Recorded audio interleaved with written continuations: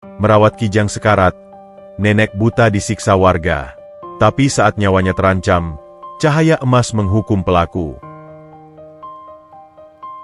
Angin lereng Gunung Lawu tidak pernah sekadar berhembus. Ia meratap. Bagi mereka yang hidup dengan mata normal, kabut hanyalah uap air yang menghalangi pandangan. Namun, bagi Mbok Ratih, kabut adalah selimut basah yang menusuk tulang, membawa aroma tanah basah, getah pinus yang tajam, dan bau kesunyian yang purba. Dunia baginya adalah simfoni suara dan tekstur yang tak berujung, sebuah lukisan abstrak yang dilukis oleh indera peraba dan pendengarannya yang menajam melampaui batas kewajaran manusia. Wanita tua itu duduk bersimpuh di ambang pintu gubuknya yang reot. Matanya yang putih keruh, seluas susu yang tumpah, menatap kosong ke arah hutan pinus yang membentang di depannya. Tubuhnya kurus kering, kulitnya keriput seperti kulit salak, membungkus tulang-tulang yang kian renta dimakan usia. Tidak ada cahaya pelita di gubuk itu, sebab baginya, siang dan malam adalah dua saudara kembar yang sama-sama kelam. Kegelapan adalah kawan lamanya yang paling setia. Memeluknya erat sejak demam tinggi merenggut penglihatannya 30 tahun silam. Di kejauhan, suara genta sapi milik penduduk desa terdengar lamat-lamat. Bunyi itu bukan tanda kehidupan baginya, melainkan peringatan akan penolakan. Ingatannya melayang pada kejadian minggu lalu, saat ia nekat turun ke desa untuk menukar seikat kayu bakar dengan beras. "Pergi, jangan injak tanah kami. Semenjak kau sering turun, sawah kami diserang hama." Suara itu, teriakan Pak Lurah, masih berdenging di telinganya, lebih menyakitkan daripada tamparan fisik. Kata-kata mereka seperti kerikil tajam yang dilemparkan ke pusara harga dirinya. Mereka menyebutnya Danyang buruk rupa, si pembawa sial. Padahal, dosa apa yang ia perbuat selain menjadi tua, miskin, dan buta? Rasa getir itu naik ke kerongkongannya. Pahit. Ia merasa seperti ranting kering yang sudah jatuh dari pohon kehidupan, diinjak-injak, dan dianggap sampah yang mengotori jalan setapak. "Kang Mas," bisiknya lirih. Suaranya serak, seperti gesekan dua batu kali. Ia meraba udara kosong di sampingnya, tempat suaminya, Kang Darto, biasa duduk menghisap linting tembakau semasa hidup. Sudah 10 tahun Kang Mas pergi menghadap Ilahi, meninggalkannya sendirian di gubuk perbatasan hutan larangan ini. "Kang, beras kita habis. Ubi di kebun belakang juga busuk dimakan tikus. Apa sudah waktunya aku menyusulmu?" Tidak ada jawaban. Hanya desau angin yang membelai pipinya yang keriput. Namun, dalam sunyi yang hampa itu, Mbok Ratih menciptakan realitasnya sendiri. Ia membayangkan tangan kasar suaminya mengusap ubun-ubunnya, memberinya kekuatan semu untuk melewati satu malam lagi. Dialog imajiner itu adalah satu-satunya hal yang menjaga kewarasannya agar tidak hanyut di bawah arus keputusasaan. Ia hidup dalam kenangan, memutar ulang rekaman masa lalu di mana ia masih dihargai, masih dicintai, dan masih dianggap manusia. Kriuwuk. Perutnya berbunyi, memecah lamunan. Takdir memang kejam. Ia tidak membiarkan orang miskin mati dengan tenang, tapi memaksanya merasakan lapar yang menyiksa. Dengan tertatih, Mbok Ratih meraih tongkat kayunya, perpanjangan tangannya, mata ketiganya. Ia harus mencari rebung atau pakis di pinggiran hutan. Langkah kakinya gontai menapak tanah lembab. Hutan Lawu sore itu terasa berbeda. Udara terasa lebih berat, menekan dada. Burung-burung yang biasanya berkicau riuh, kini membisu. Alam seolah sedang menahan napas, menunggu sesuatu yang besar terjadi. Insting purba Mbok Ratih, yang terasa oleh puluhan tahun hidup di alam liar, mengirimkan sinyal bahaya ke tengkuknya. Bulu kuduknya meremang. Suara ranting patah terdengar dari arah semak belukar di sisi kanan, sekitar 10 langkah dari tempatnya berdiri. Itu bukan langkah manusia. Langkah manusia terdengar berat dan ritmis. Ini seretan. Sesuatu yang berat sedang menyeret tubuhnya sendiri di atas dedaunan kering. "Siapa di sana?" tanyanya. Suaranya gemetar, bukan karena takut pada hantu, melainkan takut pada manusia jahat. Bagi Mbok Ratih, manusia jauh lebih mengerikan daripada demit hutan. Hening. Lalu terdengar lagi. Hahaha. Hahaha. Suara napas. Berat. Basah. Tersengal-sengal. Mbok Ratih mengeratkan cengkeraman pada tongkatnya. rasa ingin tahunya, atau mungkin rasa kasihannya yang tak pernah mati meski sering disakiti, mendorongnya mendekat. Ia menepuk-nepuk tanah dengan tongkat, memindai area di depannya. Tuk, tuk. Tongkatnya membentur sesuatu yang lunak namun padat. Bukan kayu, bukan batu. Seketika, bau anyir darah yang kental menyeruak, menabrak indera penciumannya dengan kasar. Bau besi karat yang hangat. Astagfirullah, desisnya. Ia berlutut, mengabaikan lututnya yang nyeri dihajar rematik. Tangan keriputnya yang gemetar terulur, meraba objek di depannya. Jari-jarinya menyentuh sesuatu yang halus. Bulu. Sangat lembut.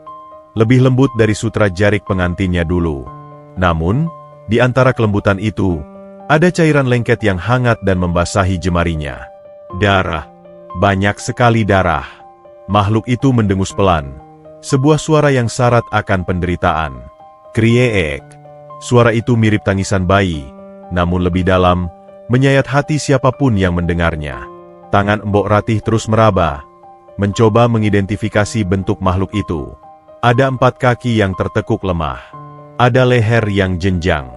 Dan sebuah benda asing yang dingin dan tajam menancap di paha belakang makhluk itu. Logam. Bergerigi. Sebuah jerat pemburu. Gusti, kasihan sekali nasibmu, nak. Bisiknya, nada suaranya berubah drastis. Dari ketakutan menjadi kelembutan seorang ibu. Naluri keibuannya yang lama terkubur karena tak pernah memiliki keturunan, kini bangkit seketika. Kamu dibuang juga? Kamu kesakitan. Makhluk itu, seekor kijang, meski Mbok Ratih belum tahu warnanya yang seputih kapas, meletakkan kepalanya di pangkuan Mbok Ratih. Hembusan napas hewan itu terasa panas menembus kain jarik lusuhnya. Ada getaran aneh yang merambat dari tubuh hewan itu ke tubuh Mbok Ratih. Sebuah getaran yang bukan sekadar fisik, tapi seolah menyentuh sukmanya yang paling dalam. Hutan yang tadinya dingin dan kelam, tiba-tiba terasa sedikit lebih hangat di sekitar mereka. Mbok Ratih tidak bisa melihatnya, tapi ia bisa merasakannya. Ada pendar energi yang asing. Jantungnya berdegup kencang, bukan karena adrenalin bahaya, tapi karena sebuah koneksi batin yang tiba-tiba terjalin. Di tengah fananya dunia yang telah membuangnya, di titik terendah hidupnya di mana ia merasa tak berguna, semesta mengirimkan nyawa lain yang lebih tak berdaya ke hadapannya.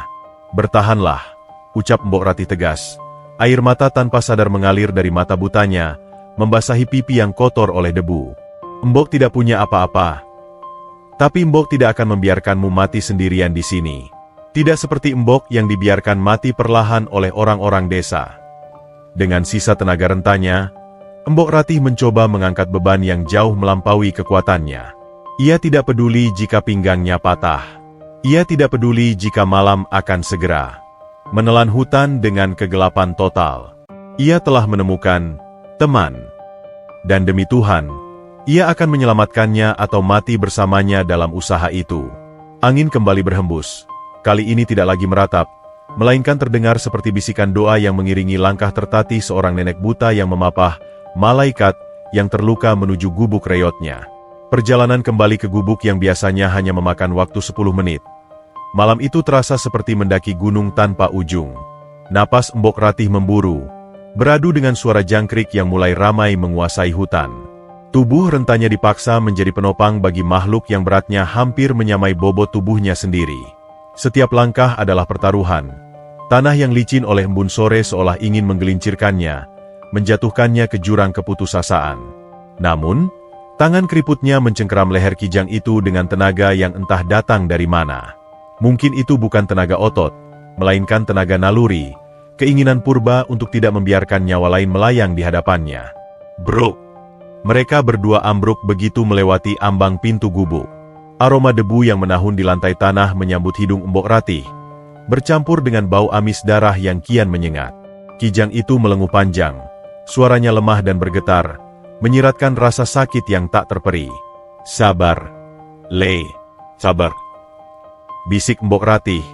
Tangannya gemetar mengusap kepala hewan itu. Ia menggunakan panggilan, Le, tole anak laki-laki. Seolah hewan itu adalah cucu yang tak pernah dimilikinya. Mbok cari pelita dulu. Gelap. Meski buat Mbok sama saja, Tapi lukamu butuh dilihat. Ia meraba-raba dinding bambu, mencari letak korek api dan lampu minyak tanah, ublik, yang minyaknya tinggal setetes. Ces. Api kecil menyala. Bagi Mbok Ratih, nyala itu hanya terasa sebagai hawa hangat di ujung jari, tapi bagi gubuk itu, cahaya temaram tersebut menyingkap kengerian di kaki si Kijang. Besi bergerigi itu menancap dalam, mengoyak daging hingga menembus ke tulang. Darah segar terus merembes, membuat lantai tanah yang kering menjadi lumpur merah yang becek. Mbok Ratih mendekatkan wajahnya ke kaki hewan itu, mengandalkan sisa penglihatannya yang hanya mampu menangkap bayangan buram dan indera penciumannya. Bau karat besi tua bercampur dengan bau daging yang terkoyak. Ini ulah manusia serakah. Geramnya. Suaranya bergetar menahan amarah. Mereka pasang jebakan buat babi hutan, tapi malah kamu yang kena. Dasar batu. Hati mereka sudah jadi batu. Mbok Ratih sadar, ia harus mencabut besi itu. Tidak ada mantri hewan di sini. Tidak ada tetangga yang bisa dimintai tolong. Jika ia turun ke desa memanggil bantuan, yang datang bukan pertolongan, melainkan golok tukang jagal yang siap menyembelih Kijang Malang ini untuk pesta desa. Ia sendirian. Benar-benar sendirian melawan maut yang mengintai di sudut gubuk. Dengan napas tertahan, ia meraba besi itu. Dingin dan kasar. Kijang itu tersentak kaget saat jari Mbok Ratih menyentuh lukanya. Grook. Hewan itu meronta. Kakinya menendang udara. Tenang. Diam. Bentak Mbok Ratih. Bukan karena marah, tapi karena panik. Kalau kamu gerak, kakimu bisa patah. Percaya sama Mbok. Ajaib. Seolah mengerti bahasa manusia, atau mungkin merasakan getaran ketulusan yang memancar dari aura wanita tua itu, si Kijang berhenti meronta. Napasnya masih memburu, tapi tubuhnya pasrah. Mata hewan itu, yang jernih dan basah, menatap wajah keriput Mbok Ratih dengan sorot memohon. Ada kepasrahan total di sana, sebuah kepercayaan mutlak yang diberikan makhluk liar kepada manusia, musuh alaminya. Mbok Ratih menarik napas panjang, mengumpulkan sisa keberanian. Ia tidak punya obat bius. Ia hanya punya doa. Bismillah. Tangannya mencengkeram kedua sisi besi jerat itu. Otot-otot lengannya yang tinggal kulit pembungkus tulang menegang. Kerak. Bunyi logam beradu dengan tulang terdengar mengerikan di kesunyian malam. Mbok Ratih menarik sekuat tenaga. Kijang itu menjerit. Sebuah lengkingan tinggi yang memilukan. Lalu tubuhnya mengejang hebat sebelum akhirnya terkulai lemas. Pingsan. Besi itu terlepas. Terlempar ke sudut ruangan dengan bunyi klontang yang nyaring. Darah memancar lebih deras. Gusti. Darahnya. Mbok Ratih panik. Tangannya yang berlumuran cairan hangat meraba-raba sekeliling. Ia butuh kain. Ia butuh sesuatu untuk menekan luka itu. Tapi apa? Kain lap di dapur sudah terlalu kotor, penuh jelaga. Selimutnya pun sudah tipis dan bolong-bolong dimakan ngengat. Ia meraba tubuhnya sendiri. Jarik batik lusuh yang ia kenakan adalah satu-satunya pakaian layak yang ia miliki. Peninggalan almarhum ibunya puluhan tahun lalu. Kain itu sudah rapuh, tapi serat kapasnya masih lembut. Tanpa berpikir dua kali, Mbok Ratih merobek ujung jariknya. Brebet. Suara kain sobek terdengar menyedihkan. Ia merobeknya lagi, dan lagi, hingga kain panjang itu menjadi perca-perca tak berbentuk. Ia tidak peduli jika besok ia harus kedinginan karena pakaiannya tidak lagi utuh. Yang ia tahu, nyawa di hadapannya harus selamat. Ia membalutkan kain itu ke kaki si Kijang, melilitnya dengan erat, menekan sumber pendarahan dengan telaten. Keringat dingin membasahi dahi Mbok Ratih. Tubuhnya gemetar hebat karena kelelahan dan rasa lapar yang kembali menyerang. Perutnya melilit perih.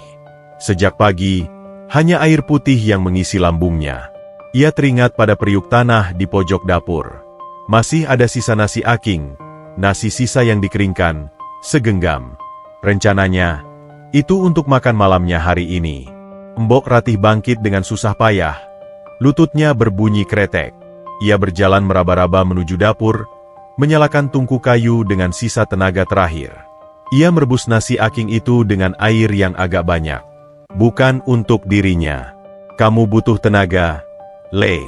Kamu butuh makan. gumamnya pada kegelapan dapur. Setelah air mendidih dan berubah menjadi tajin yang kental, ia menuangnya ke dalam batok kelapa yang gumpil pinggirnya. Ia meniup-niup cairan itu dengan sabar, memastikan tidak terlalu panas untuk lidah hewan itu. Harum nasi menguar, menggoda perutnya sendiri yang kosong. Air liurnya menetes. Godaan untuk meneguk air tajin itu begitu besar. Satu teguk saja, itu akan meredakan nyeri di lambungnya. Tapi bayangan Kijang yang sekarat itu menepis rasa laparnya. Mbok Ratih menelan ludah, menahan getirnya kemiskinan, dan membawa batok itu kembali ke ruangan depan. Kijang itu mulai siuman. Matanya mengerjap lemah. Minum, nak. Ini air tajin. Enak. Hangat?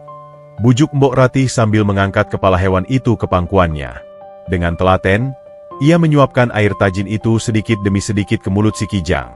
Lidah hewan itu menjulur, menjilati cairan putih itu dengan rakus. Tetes demi tetes masuk, memberi energi baru bagi tubuh yang nyaris mati itu. Mbok Ratih tersenyum. Sebuah senyuman tulus yang sudah lama hilang dari wajahnya. Melihat makhluk itu minum, rasa laparnya sendiri entah kenapa menguap, digantikan oleh rasa kenyang di dalam hati. Rasa kenyang yang spiritual. Malam semakin larut. Kabut tebal turun menyelimuti gubuk, memisahkan mereka dari dunia luar yang kejam. Di dalam gubuk reot itu, terjadi sebuah pemandangan yang ganjil namun indah. Seorang nenek buta duduk memeluk seekor kijang liar di atas lantai tanah yang dingin. Tidak ada kasur empuk. Tidak ada selimut tebal. Mbok Ratih memeluk leher hewan itu, membagi sisa panas tubuhnya agar kijang itu tidak kedinginan. Dan ajaibnya, tubuh kijang itu pun memancarkan kehangatan yang tidak wajar. Hangat yang merambat masuk ke dalam pori-pori kulit Mbok Ratih, meredakan nyeri rematik yang biasanya menyiksanya setiap malam. Dalam sunyi yang syahdu, Mbok Ratih merasa tidak lagi sendirian. Suara napas teratur hewan itu menjadi musik pengantar tidur yang paling merdu. Terima kasih sudah datang, batin Mbok Ratih. Air mata haru menetes dari sudut matanya yang buta. Gusti Allah mengambil mataku, mengambil suamiku, mengambil hartaku, tapi malam ini, Dia mengirimkanmu. Di luar, angin hutan menderu kencang, menggoyangkan pepohonan. Namun di dalam gubuk itu, kedamaian terasa begitu padat. Untuk pertama kalinya dalam 10 tahun, Mbok Ratih tidur tanpa dihantui mimpi buruk tentang kesepian. Ia tidur dengan senyum tersungging di bibir, memeluk anak barunya yang dikirim semesta. Dan tanpa ia sadari, di kegelapan malam itu, luka di kaki si Kijang mulai memancarkan pendar tipis, sangat redup, namun cukup untuk membuat semut-semut tanah menyingkir karena segan. Alam mulai bekerja dengan caranya yang misterius. Pagi di lereng Lawu tidak pernah datang dengan tergesa. Ia merayap perlahan lewat celah-celah dinding bambu, membawa hawa dingin yang menusuk tulang dan embun yang memberatkan atap rumbia. Biasanya, Mbok Ratih akan terbangun dengan tubuh kaku dan hati yang hampa, menyongsong hari yang sama kelabunya dengan hari kemarin. Namun, pagi ini berbeda. Ada kehangatan asing yang menempel di punggungnya. Sesuatu yang hidup, berdenyut, dan bernapas. Mbok Ratih mengerjapkan matanya yang buta, sejenak lupa pada kejadian semalam. Ingatannya yang renta butuh waktu untuk merajut kepingan peristiwa. Tangan keriputnya meraba ke belakang. Jari-jarinya menyentuh bulu halus yang naik turun seirama napas. Seketika, senyum tipis terukir di bibirnya yang pucat. Ia tidak bermimpi. Ia tidak sendiri. Selamat pagi, Le. Sapa Mbok Ratih serak. Suaranya memecah keheningan gubuk yang biasanya sunyi seperti kuburan. Kijang itu merespons dengan dengusan pelan. Lalu moncongnya yang basah menyundul bahu Mbok Ratih. Ada keakraban yang ganjil di sana, seolah mereka adalah dua jiwa tua yang sudah saling mengenal selama ribuan tahun, dan baru saja bertemu kembali dalam wujud yang berbeda. Dengan perlahan, Mbok Ratih bangkit. Tulang-tulangnya berderak memprotes udara dingin. Hal pertama yang ia lakukan bukan mencari air minum, melainkan memeriksa kaki tamunya. Ia meraba perca kain jarik yang membalut luka hewan itu. Hatinya mencelos, takut menemukan nanah atau pembengkakan yang menandakan infeksi. Di hutan ini, infeksi adalah lonceng kematian yang paling nyaring. Namun, jari-jarinya merasakan sesuatu yang aneh. Kain itu kering. Tidak ada rembesan darah baru. Dan ketika ia memberanikan diri sedikit menyingkap balutan itu, perabaannya yang peka menangkap tekstur kulit yang mulai menyatu. Lukanya mengering. Gusti, bagaimana mungkin? Luka sedalam itu, yang semalam menganga memamerkan tulang, kini sudah tertutup jaringan baru hanya dalam hitungan jam? Ajaib. Bisiknya, tangannya gemetar menyentuh kaki hewan itu. Dagingmu pulih secepat kilat. Kamu ini makhluk apa, Le? Apa hutan mengirimmu untuk menguji iman si nenek buta ini? Kijang itu hanya menjilati tangan Mbok Ratih. Lidahnya yang kasar namun hangat menyapu kulit keriput wanita tua itu, seolah berkata, percayalah, semuanya akan baik-baik saja. Matahari mulai meninggi, meski bagi Mbok Ratih, itu hanya berarti udara menjadi sedikit lebih hangat. Perutnya kembali berbunyi, kali ini lebih keras, menuntut haknya yang sudah diabaikan sejak kemarin. Persediaan nasi aking sudah habis tak bersisa, diberikan seluruhnya pada si Kijang semalam. Mbok Ratih menghela napas panjang. Napas yang berat, syarat dengan beban hidup. Ia harus keluar. Ia harus mencari sesuatu yang bisa dimakan, atau ia akan mati kelaparan sebelum sempat melihat Kijang ini benar-benar sembuh. Tunggu di sini ya, Le. Mbok mau cari ubi di tebing belakang. Jangan keluar, nanti ada pemburu, pesannya sambil meraih tongkat kayunya. Namun, saat ia melangkah menuju pintu, terdengar bunyi tapak kaki yang mengikuti. Tuk, tuk, tuk. Suara kuku hewan beradu dengan tanah keras. Kijang itu bangkit. Meski jalannya masih sedikit pincang, ia bersikeras mengekor. Jangan. Kakimu belum kuat, cegah Mbok Ratih, merentangkan tangan. Kijang itu tidak peduli. Ia justru mendahului Mbok Ratih, berjalan pelan di depannya, lalu berhenti dan menoleh. Terdengar dari suara napasnya yang berbalik arah. Hewan itu seolah menawarkan diri menjadi penunjuk jalan. Kamu mau ikut? Tanya Mbok Ratih ragu. Ya sudah. Tapi kalau sakit, berhenti ya. Mereka pun berjalan beriringan keluar gubuk. Pemandangan itu sungguh kontras dan memilukan sekaligus indah. Seorang nenek bungkuk dengan mata buta, dipandu oleh seekor kijang putih yang berjalan terpincang-pincang. Dua makhluk fana yang cacat fisik, namun sempurna dalam kesetiaan. Hutan pagi itu riuh rendah. Suara burung kutilang bersahutan, dan gesekan daun pinus ditiup angin menciptakan melodi alam yang magis. Namun, Mbok Ratih tidak bisa menikmati orkestra itu. Konsentrasinya terpecah untuk memindai tanah dengan tongkatnya, mencari tekstur tanaman yang bisa dimakan. Biasanya, ia mengandalkan hafalan. 30 langkah ke utara ada pohon nangka, seringkali sudah dijarah monyet. 50 langkah ke barat ada rumpun pakis. Tapi hari ini, indera penciumannya menangkap aroma yang berbeda. Bukan aroma tanah basah biasa, melainkan aroma manis yang samar. Kijang di depannya tiba-tiba berhenti. Ia mengeluarkan suara nguik pelan. Lalu terdengar suara kakinya menggaruk-garuk tanah.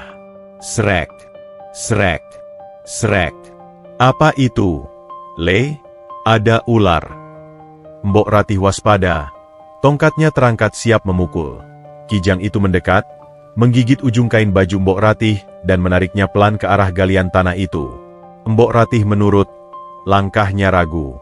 Ia berlutut di tempat kijang itu menggaruk. Tangannya meraba tanah gembur bekas galian kuku hewan itu. Jemarinya menyentuh sesuatu yang bulat, besar, dan berumbi. Kulitnya kasar, tapi isinya terasa padat. Ubi. Matanya membelalak tak percaya. Ini ubi alas. Ya Allah, besar sekali. Ia menggali lebih dalam. 1, 2, 3. Ada banyak sekali ubi jalar liar di titik itu.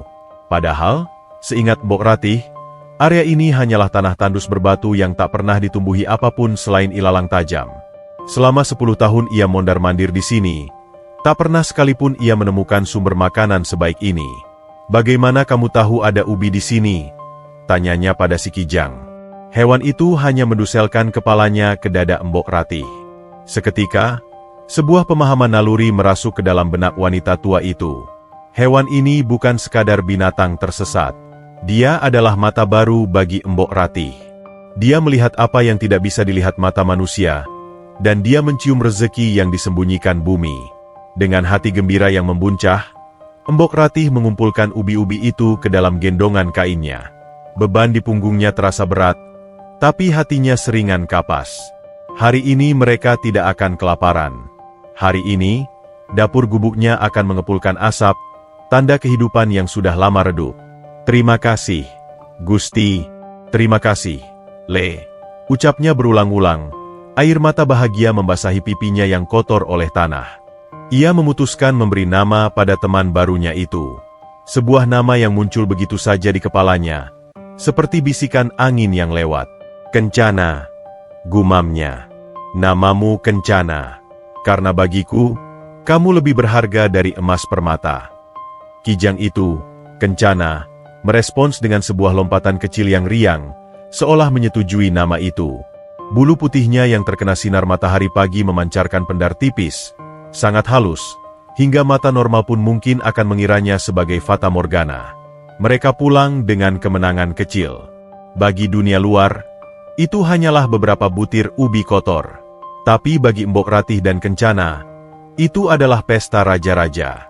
Di dalam gubuk, saat Embok Ratih membakar ubi itu di tungku, aroma manis memenuhi ruangan, mengusir bau apek dan kelam masa lalu. Mereka makan bersisian. Embok Ratih meniup ubi panas untuk Kencana, dan Kencana menunggu dengan sabar. Di momen itu, batas antara manusia dan hewan lebur. Mereka hanyalah dua sukma yang saling menopang di tengah kerasnya semesta. Namun, Embok Ratih tidak tahu bahwa asap yang mengepul dari cerobong gubuknya pagi itu terlihat oleh seseorang di perbatasan desa. Seorang pemburu yang sedang kesal karena pulang dengan tangan hampa. Mata pemburu itu menyipit, melihat asap itu dengan rasa curiga yang bercampur dengan niat jahat. Si nenek gila masih hidup rupanya.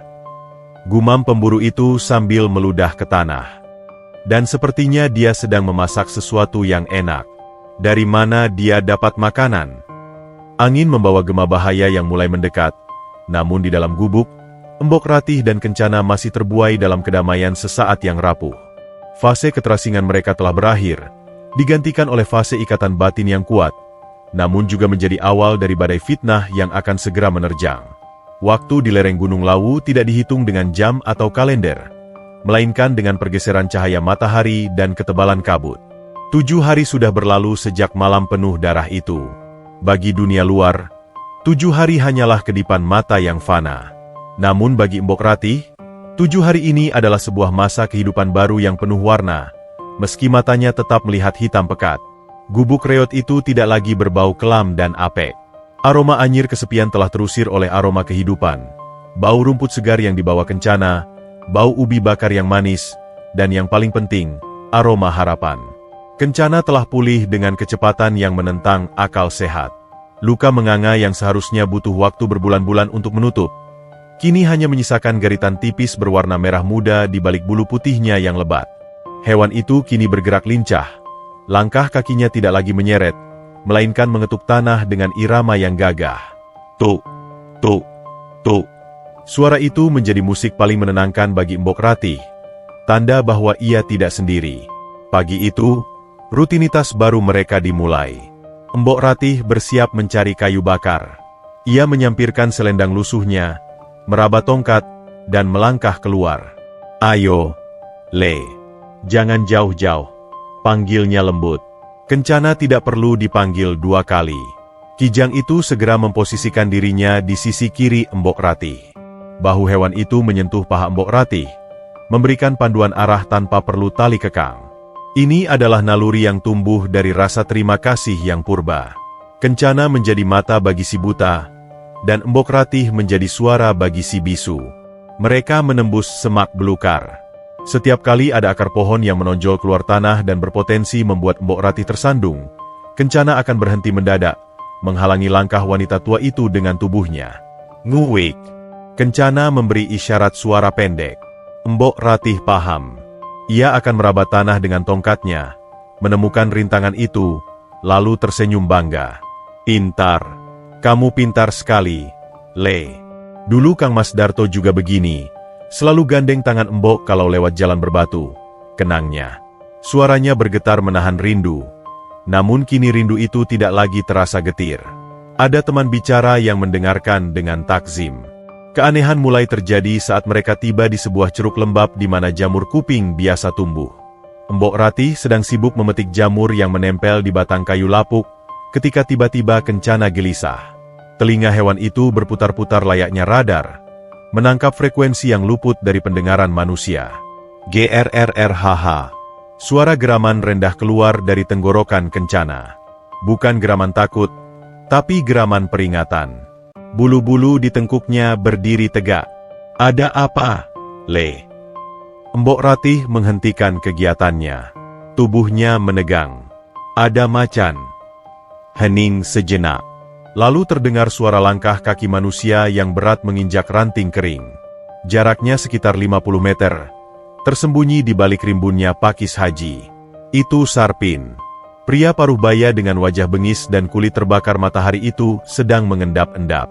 Di punggungnya tersampir senapan angin rakitan, dan di pinggangnya terselip golok panjang. Sarpin adalah pemburu yang ditakuti di desa, bukan karena kehebatannya, tapi karena kekejamannya. Ia tidak berburu untuk makan, tapi untuk uang. Kulit, taring, bahkan empedu hewan, semua ia jual ke penadah di kota. Mata Sarpin membelalak saat melihat pemandangan di depannya. Dari balik semak, ia melihat si nenek gila sedang berjongkok, dan di sampingnya, Gusti Agung. Seekor kijang berwarna putih bersih berdiri tegak seperti pengawal. Kijang putih. Desis Sarpin. Napasnya tertahan karena tamak. Itu Kijang Kencana. Legenda itu nyata. Otak licik Sarpin langsung berputar cepat. Di pasar gelap, kijang biasa harganya murah. Tapi kijang putih, albino, para kolektor barang antik dan dukun-dukun klinik di kota akan berani membayar puluhan juta rupiah. Mereka percaya daging dan darah kijang putih bisa untuk pesugihan atau obat awet muda. Jari telunjuk Sarpin perlahan bergerak menuju pelatuk senapan. Jaraknya cukup dekat.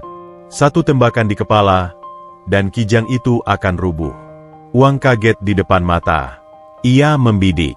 Mata kirinya terpejam, fokus pada sasaran.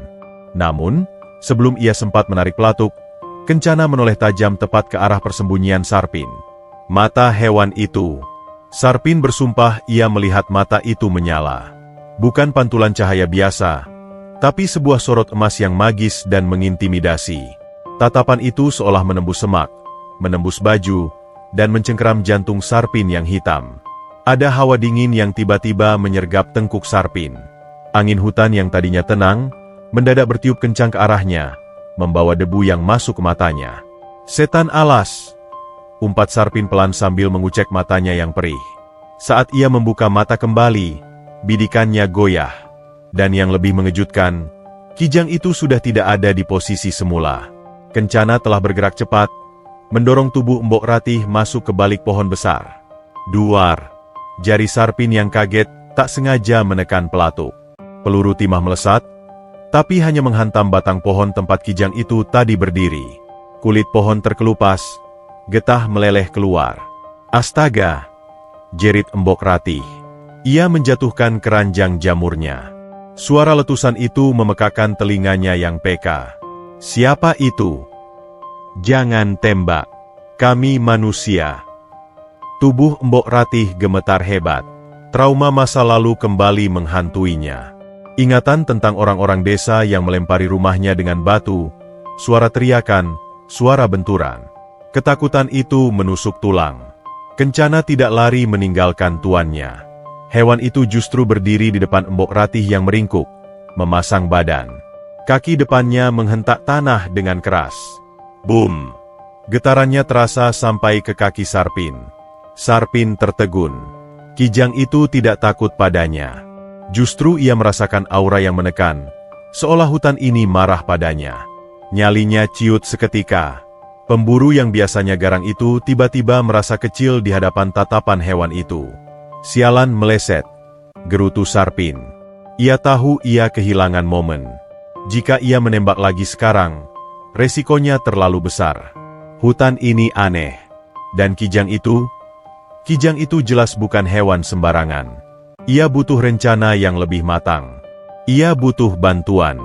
Dengan langkah kesal, Sarpin mundur perlahan, menghilang di balik rimbunan hutan. Tunggu saja, Nek. Hewan itu bakal jadi milikku. Dan kau akan mati membusuk di sini. Suara langkah Sarpin menjauh. Kencana masih berdiri waspada sampai aroma si pemburu benar-benar hilang terbawa angin. Barulah ia berbalik menatap Mbok Ratih yang masih gemetar memeluk lutut. Hewan itu mendekat, menyusupkan kepalanya ke pelukan Mbok Ratih. Kehangatan bulunya perlahan meredakan gigil ketakutan wanita tua itu. "Kamu tidak apa-apa, Le?" tanya Mbok Ratih sambil meraba sekujur tubuh Kencana dengan panik. "Ada yang luka? Ada darah?" "Tidak ada darah." Kencana mendengus lembut, menjilati air mata yang mengalir di pipi keriput Mbok Ratih. "Jahat," isak Mbok Ratih. "Kenapa orang-orang begitu jahat, Le? Kita tidak minta harta mereka. Kita cuma minta hidup tenang." Di bawah naungan pohon besar itu, Mbok Ratih menangis. Tangisan yang sudah lama ia tahan. Ia menangis bukan untuk dirinya, tapi karena ketakutan yang luar biasa akan kehilangan satu-satunya teman yang ia miliki. Ia sadar sekarang, kedamaian 7 hari ini hanyalah jeda sebelum badai. Ada orang yang menginginkan kematian mereka. "Mulai sekarang, kita harus hati-hati," bisik Mbok Ratih, suaranya parau. Ia mencengkeram leher Kencana erat-erat. "Embok tidak akan biarkan mereka mengambilmu. Langkahi dulu mayat Embok." Sore itu, mereka pulang dengan perasaan yang berbeda. Hutan tidak lagi terasa ramah, melainkan penuh mata yang mengintai. Matahari yang terbenam menyisakan semburat merah di langit, seperti warna darah yang akan tumpah jika keserakahan manusia tidak dibendung. Di dalam gubuk, Mbok Ratih mengunci pintu rapuhnya dengan palang kayu tambahan. Sebuah usaha yang sia-sia jika dibandingkan dengan senapan, tapi itulah satu-satunya pertahanan yang ia punya. Malam itu, sunyi kembali datang, tapi kali ini ia membawa serta hantu kecemasan yang duduk di sudut ruangan, menatap mereka dengan tatapan dingin. Kencana tidak tidur. Ia berbaring di dekat pintu, telinganya tegak, matanya yang bening memantulkan sedikit cahaya bulan yang menerobos celah dinding. Matanya berkilau emas samar dalam gelap, siap menyongsong bahaya apapun demi melindungi wanita tua yang telah memberinya nyawa kedua. Malam di desa Sukmaredana tidak seperti malam di hutan tempat Mbok Ratih tinggal. Jika di hutan malam adalah selimut yang menenangkan, di desa, malam adalah panggung bagi asap rokok lembak menyan dan bisik-bisik yang merayap seperti ular. Di pos ronda yang diterangi lampu bohlam kuning suram, belasan laki-laki berkumpul. Udara terasa gerah, bukan karena cuaca, melainkan karena hawa tamak dan dengki yang menguar dari satu mulut ke mulut lainnya. Sarpin duduk di tengah lingkaran itu. Kakinya diangkat satu ke atas bangku panjang. Wajahnya yang kasar tampak lebih bengis di bawah bayangan lampu yang bergoyang. Ia baru saja melempar bom ke tengah kerumunan itu. Sebuah cerita karangan yang telah ia bumbui dengan klinik dan ketakutan irasional warga. "Kalian pikir kenapa panen padi kita 2 musim ini gagal terus?" Suara Sarpin berat, sengaja ditekan agar terdengar misterius. Matanya menyapu wajah-wajah lugu petani desa yang mudah diprovokasi. "Kalian pikir itu cuma hama wereng? Salah." Ia menyesap kopi hitamnya dengan bunyi seruput yang nyaring, membiarkan ketegangan menggantung di udara. "Tadi sore, aku melihatnya sendiri di hutan larangan." Lanjutnya, berbohong tanpa berkedip. "Si Ratih buta itu, dia tidak sendirian. Dia sedang menyuapi seekor siluman."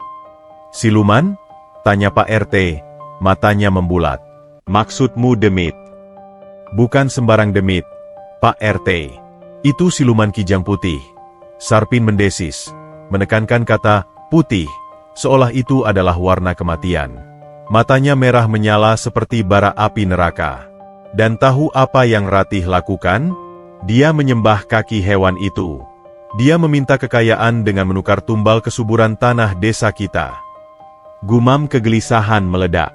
Kata-kata seperti pesugihan, musyrik, dan kutukan mulai berdengung seperti tawon yang sarangnya diganggu.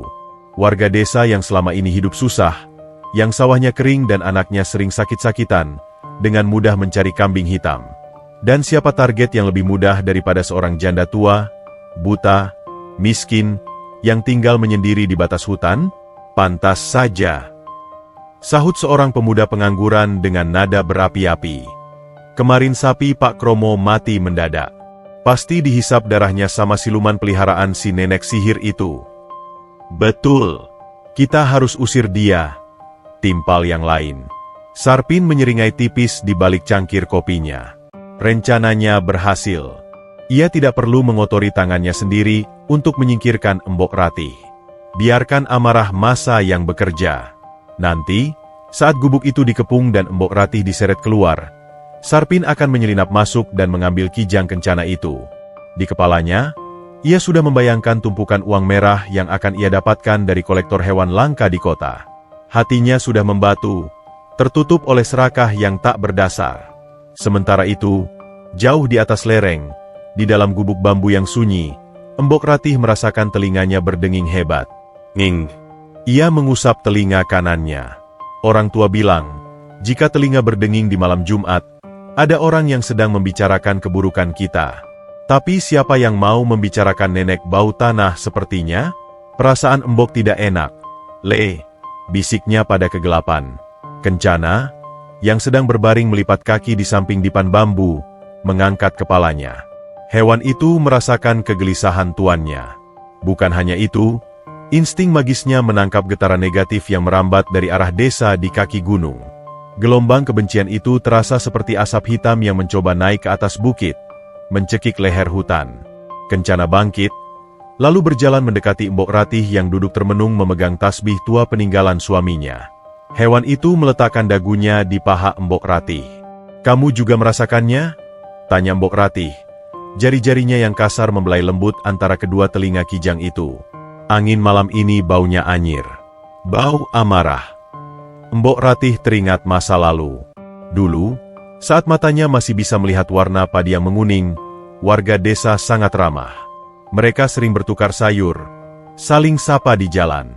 Namun, kemiskinan dan ketakutan bisa mengubah manusia menjadi monster. Sejak suaminya meninggal dan ia buta, ia dianggap beban. Dan kini, dengan kehadiran Kencana, ia mungkin dianggap ancaman. Kalau mereka datang, suara Embok Ratih tercekat, getir memenuhi rongga dadanya. Kalau mereka datang untuk menyakiti kita, kamu harus lari, Le. Lari sejauh mungkin ke puncak gunung. Jangan pedulikan Embok. Kencana menggelengkan kepalanya kuat-kuat. Telinganya mengepak-ngepak mengenai tangan Embok Ratih. Pruk, pruk. Jangan bandel, tegur Embok Ratih. Air mata mulai menggenang di kelopak matanya yang keruh. Embok ini cuma ranting kering. Sudah waktunya patah. Tapi kamu adalah nyawa hutan ini. Kamu tidak boleh mati di tangan manusia yang hatinya gelap. Tiba-tiba, ruangan yang gelap gulita itu berubah remang. Bukan karena lampu minyak, melainkan karena bulu Kencana mulai memancarkan cahaya.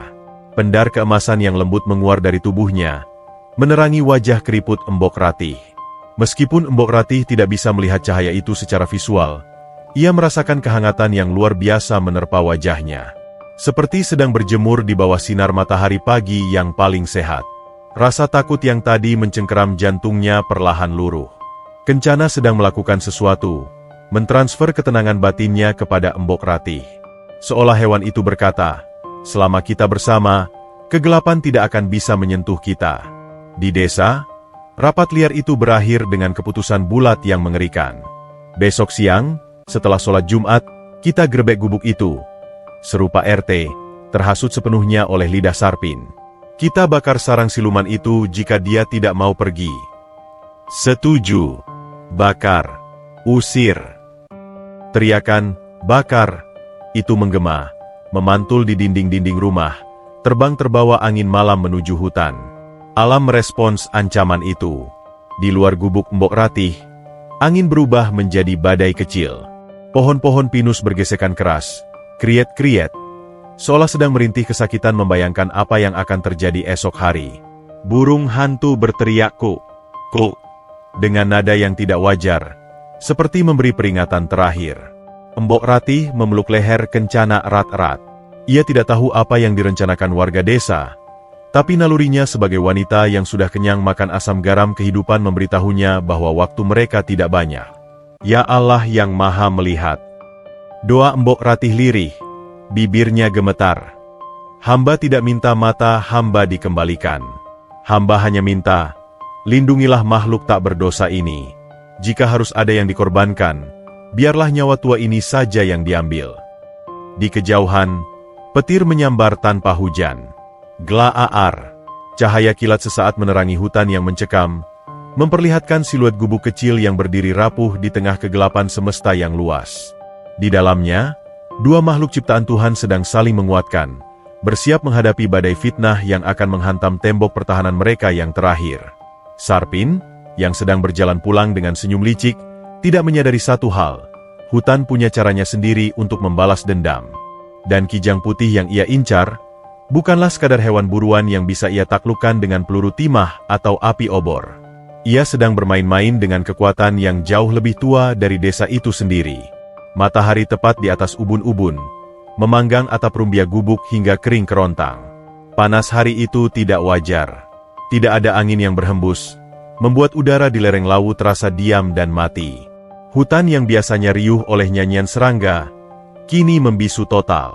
Kesunyian ini bukan jenis sunyi yang menenangkan, melainkan sunyi yang menekan, seperti tarikan napas panjang sebelum teriakan histeris dilepaskan. Mbok Ratih duduk di balai-balai bambu, tangannya yang gemetar menggenggam erat tongkat kayu setianya. Jantungnya berpacu tidak beraturan, dak-dikduk, seolah ingin melompat keluar dari rongga dadanya yang ringkih.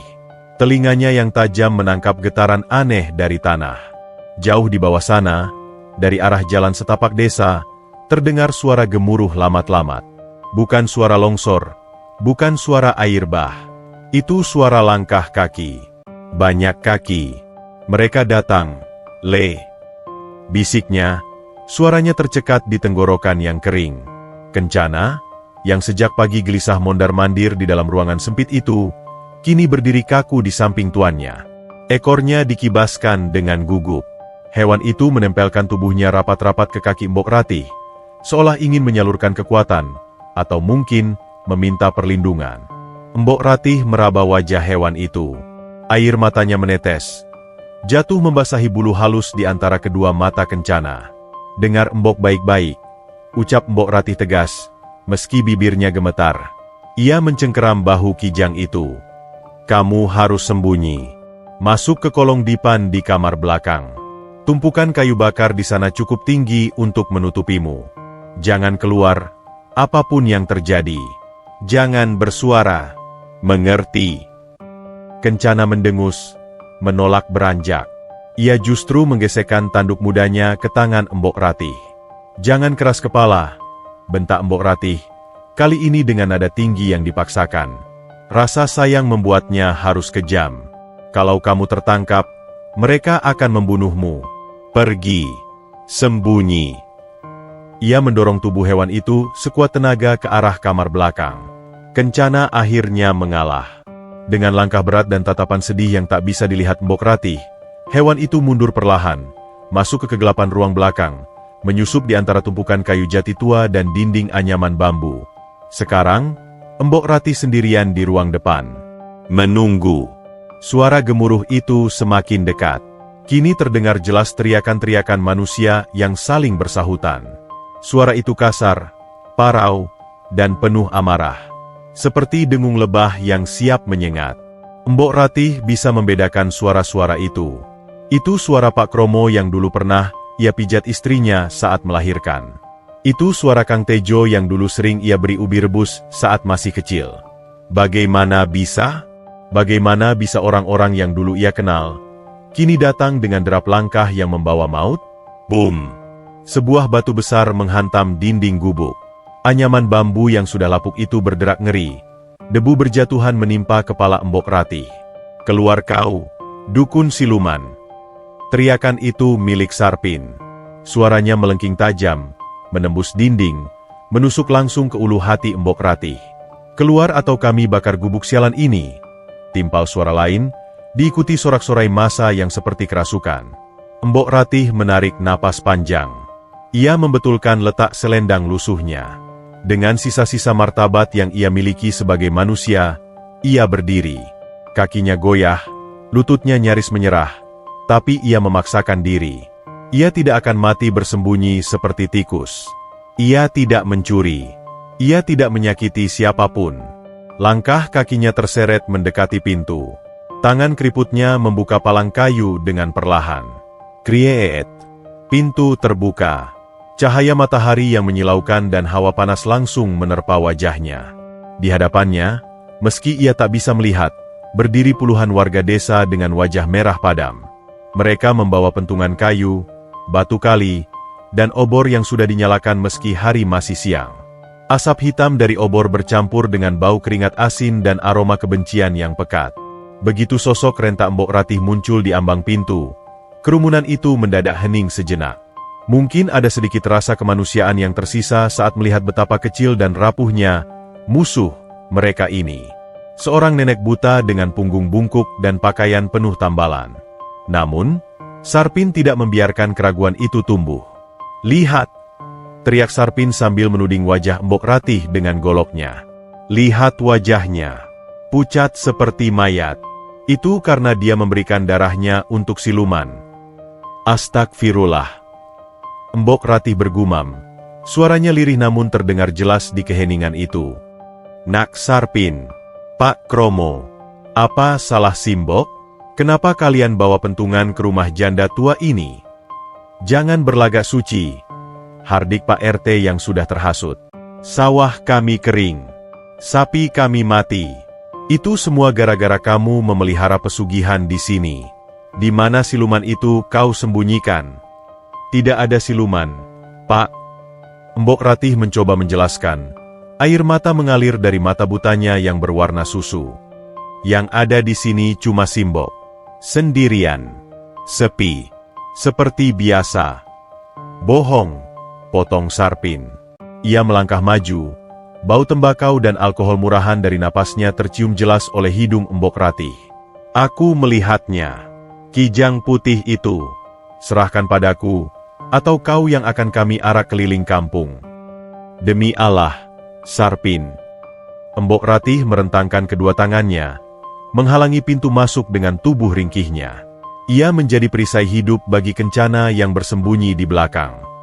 "Tidak ada apa-apa di sini. Pulanglah. Kalian semua punya anak istri. Jangan kotori tangan kalian dengan menzalimi orang tua." Kata-kata itu sederhana, namun mengandung kekuatan magis dari sebuah kejujuran. Beberapa warga di barisan belakang mulai menurunkan batu yang mereka genggam. Hati nurani mereka terusik. Melihat masanya mulai goyah, Sarpin panik. Ia tidak peduli pada klinik atau sawah kering. Ia hanya peduli pada uang yang akan ia dapatkan dari kijang itu. Ia harus memicu kekacauan sekarang juga. Dengan gerakan cepat, Sarpin memungut batu sebesar kepalan tangan dari tanah. "Dia melet kita. Jangan dengarkan." "Buk!" Sarpin melempar batu itu. Bukan ke arah Mbok Ratih, karena ia tidak ingin membunuhnya langsung, tapi ke arah jendela Nako di samping pintu. Kaca jendela yang sudah retak itu pecah berkeping-keping. Prang! Bunyi pecahan kaca itu menjadi pemicu. Mentalitas massa adalah api yang mudah disulut. Seketika, akal sehat hilang. Bakar! Hancurkan sarang demit. Batu-batu mulai melayang bagaikan hujan meteor. Duk! Tak! Bum! Menghantam dinding, atap, dan pintu. Mbok Ratih menjerit, menutupi kepalanya dengan tangan. Sebuah batu nyasar mengenai bahunya. Nyeri yang luar biasa menjalar. Rasanya tulang selangkanya retak. Ia terhuyung, jatuh terduduk di lantai tanah. "Gusti, tolong!" Rintihnya di tengah hiruk-pikuk itu. Sarpin tertawa puas. Ia menerobos maju, menendang pintu gubuk hingga engselnya lepas. Brak! Pintu bambu itu rubuh, menimpa kaki Mbok Ratih yang sudah tak berdaya. "Minggir, nenek bau tanah!" Sarpin melangkahi tubuh Mbok Ratih. Matanya yang nanar dan serakah menyapu seisi ruangan gubuk yang gelap. "Di mana kau sembunyikan hartaku? Hah?" Mbok Ratih, dengan sisa tenaga terakhirnya, mencoba meraih kaki Sarpin. Jemarinya mencengkeram celana jeans kumal lelaki itu. Jangan ambil dia. Isaknya memohon. Ambil saja nyawaku, jangan dia. Sarpin menepis tangan lemah itu dengan kasar. Ia berjalan menuju kamar belakang. Ia bisa mencium bau hewan itu. Bau mask yang khas. Ketemu kau, seringai Sarpin melebar. Namun, saat Sarpin hendak menyibakkan tirai kain kumal yang menutupi pintu kamar belakang, sebuah suara yang bukan berasal dari dunia manusia terdengar. Geroar. Suara itu bukan suara Kijang. Itu suara auman yang dalam, bergetar rendah, dan menggema hingga membuat dinding gubuk bergetar. Seperti suara bumi yang marah. Sarpin terpaku. Bulu kuduknya berdiri tegak. Warga desa yang sedang beringas melempar batu di luar tiba-tiba berhenti.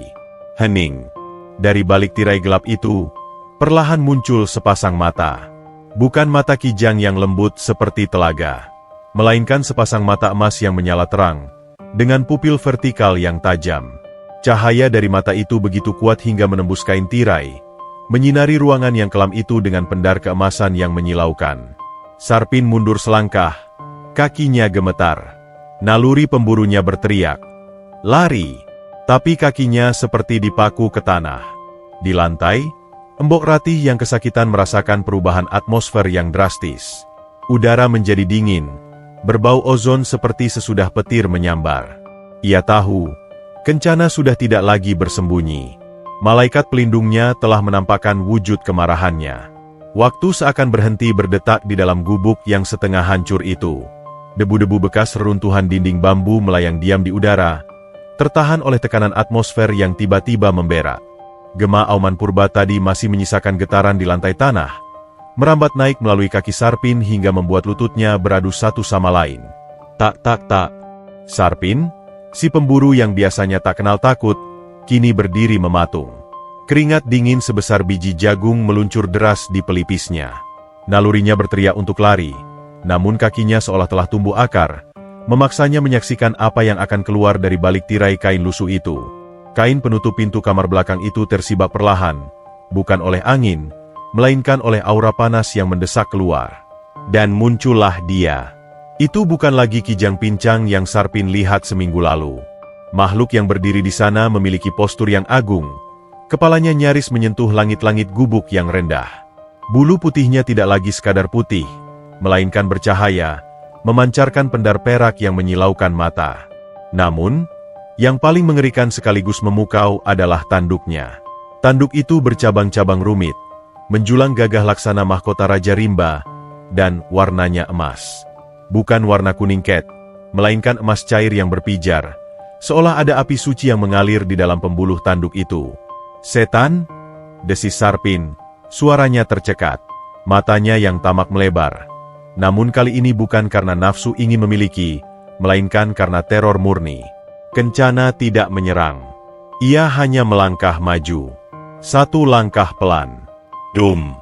Lantai tanah bergetar hebat seolah seekor gajah baru saja menghentakkan kaki. Gelombang kejut tak kasat mata menyapu ruangan, membuat Sarpin terhuyung mundur hingga punggungnya menabrak dinding anyaman bambu. Di lantai, Embok Ratih yang masih terkapar memegangi bahunya yang nyeri, merasakan perubahan suhu yang drastis. Udara di sekitarnya yang tadi panas menyengat karena terik matahari, kini berubah menjadi sejuk namun bermuatan listrik. Ia tidak bisa melihat wujud agung Kencana, namun sukmanya bisa merasakan kehadiran energi yang sangat besar. Energi yang familiar, namun jauh lebih kuat dari sebelumnya. "Le?"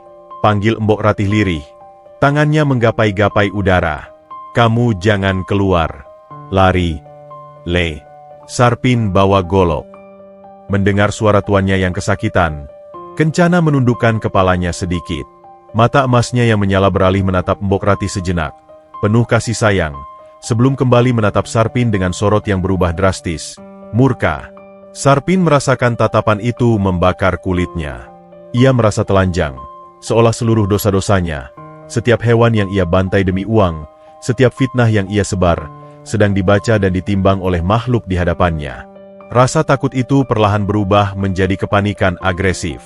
Sarpin, yang terpojok seperti tikus, melakukan hal paling bodoh yang bisa dilakukan manusia, melawan Tuhan dengan tangan kosong. "Matilah kau, siluman!" teriak Sarpin histeris. Tangan kanannya yang gemetar mencabut golok dari pinggang. Ia mengayunkan senjata tajam itu membabi buta ke arah leher Kencana.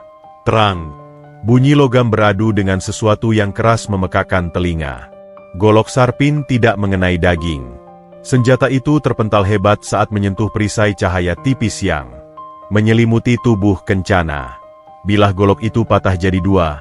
Pecahannya melesat balik, menggores pipi Sarpin. "Arg!" Sarpin menjerit, memegangi pipinya yang berdarah. Kencana mendengus. Suara dengusannya seperti suara badai yang terperangkap dalam botol. Hewan itu membuka mulutnya, dan sebuah suara, bukan bahasa manusia, tapi bahasa getaran, terdengar langsung di dalam kepala Sarpin. "Pergi!" Suara itu menghantam otak Sarpin seperti palu godam. Rasa sakit yang luar biasa meledak di kepalanya.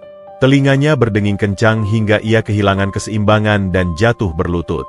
Di luar gubuk, masa yang tadi beringas kini mulai mundur ketakutan. Mereka melihat sesuatu yang mustahil.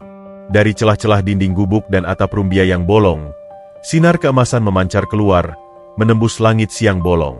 Sinar itu begitu terang hingga mengalahkan cahaya matahari, membuat bayangan pohon-pohon di sekitar gubuk menjadi hitam pekat dan panjang.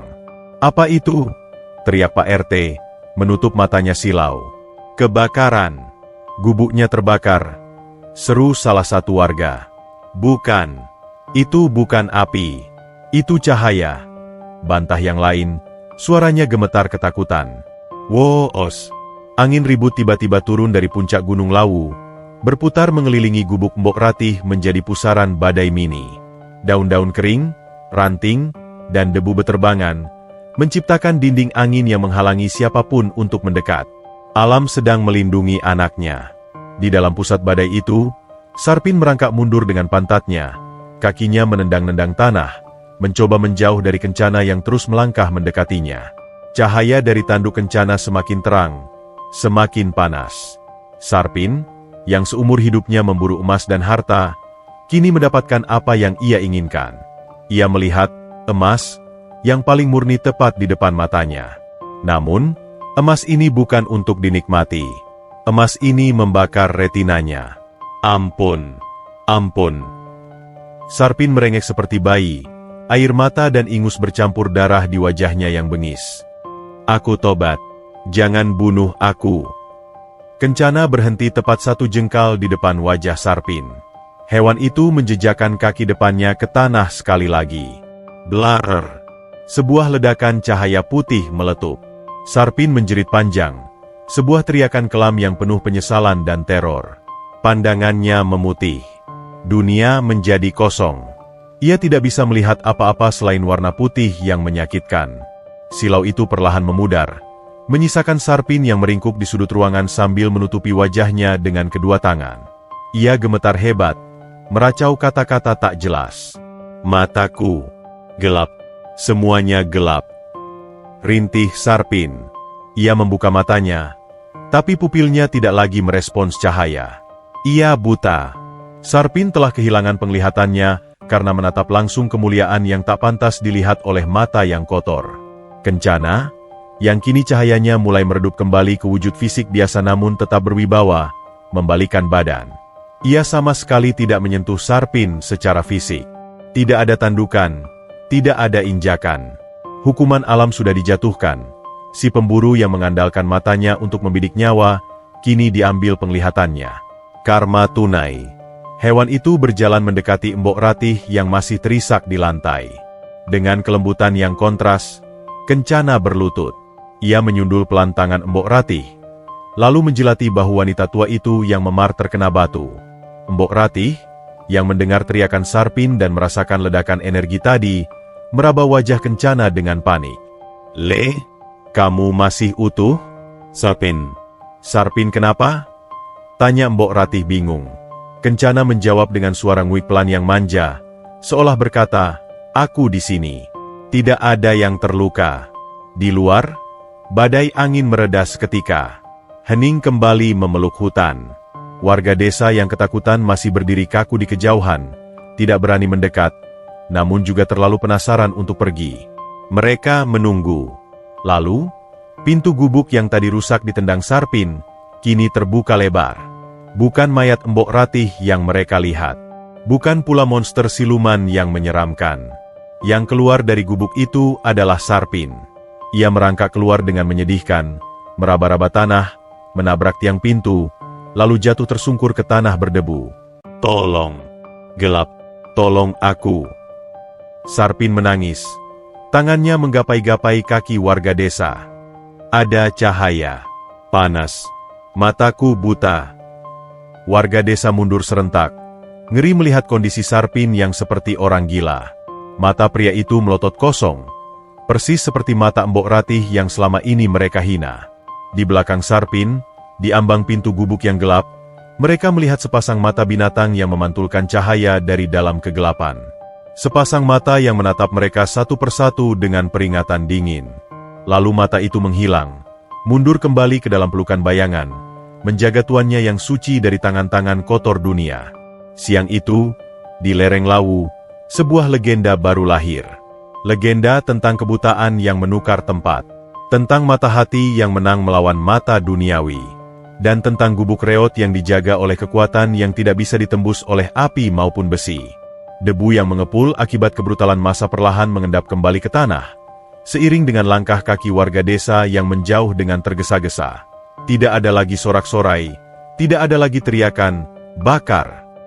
Yang tersisa hanyalah suara seretan kaki Sarpin yang dipapah paksa, diselingi racauan tak jelas tentang matahari di dalam kepala.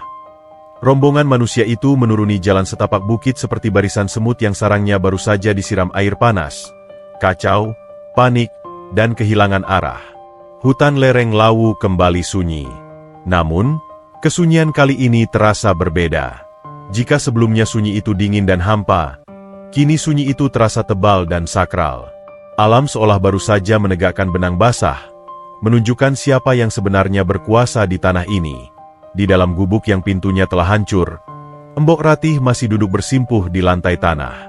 Tubuhnya gemetar, bukan lagi karena takut, melainkan karena sisa-sisa adrenalin yang perlahan surut, meninggalkan rasa lemas yang luar biasa di persendiannya. Bahu kanannya yang tadi dihantam batu terasa panas dan berdenyut nyeri. Ia meringis pelan, "SSHHH," sambil memegangi tulang selangkanya. "Mereka sudah pergi, Le?" tanyanya. Suaranya parau memecah keheningan. Kencana, yang kini telah kembali ke wujud fisiknya yang biasa, seekor kijang putih yang anggun namun tanpa cahaya menyilaukan, mendekat. Hewan itu mengendus bahu Mbok Ratih yang memar. Hembusan napasnya yang hangat menggelitik kulit keriput wanita tua itu. "Nguik." Jawaban pendek itu terdengar menenangkan. "Aman. Mereka tidak akan kembali." Mbok Ratih mencoba berdiri, namun kakinya lemas. Ia kembali terduduk. Pikirannya berkecamuk. Ia mendengar teriakan Sarpin tadi. Ia mendengar ledakan suara yang tidak wajar. Tapi karena matanya kelam, ia tidak tahu persis apa yang terjadi. Ia hanya tahu satu hal, Kencana telah melakukan sesuatu. Sesuatu yang membuat puluhan laki-laki dewasa lari ketakutan. "Kamu apakan mereka, nak?" bisik Mbok Ratih sambil meraba wajah hewan itu. "Jangan bilang kamu gigit mereka. Jangan sampai darah mereka mengotori mulut sucimu." Kencana hanya menjilati tangan Mbok Ratih, lalu beralih menjilati bahu tuannya yang sakit. Lidah hewan itu terasa kasar seperti parutan kelapa, namun anehnya, setiap sapuan lidahnya meninggalkan sensasi dingin yang meresap ke dalam daging. Rasa nyeri di bahu Mbok Ratih perlahan memudar, digantikan oleh rasa nyaman yang mengebaskan rasa sakit. Memar biru itu memang tidak hilang seketika, tapi rasa sakitnya diredam oleh air liur yang mengandung magis alam itu. Malam harinya, suasana di desa Sukmaredana berubah mencekam. Tidak ada satupun warga yang berani keluar rumah. Lampu-lampu pos ronda dimatikan. Pintu-pintu dikunci rapat. Kabar tentang Sarpin yang mendadak buta total menyebar lebih cepat dari wabah penyakit. Istri Sarpin menangis histeris karena suaminya terus berteriak ketakutan setiap kali melihat cahaya lampu, memaksanya mendekam di kamar yang gelap gulita. "Kualat," bisik Pak Kromo pada istrinya di balik selimut. "Kita kualat sama Mbok Ratih." Sarpin bilang dia lihat dewa, Dia lihat cahaya emas yang membakar matanya. Ketakutan purba merayap di hati warga desa.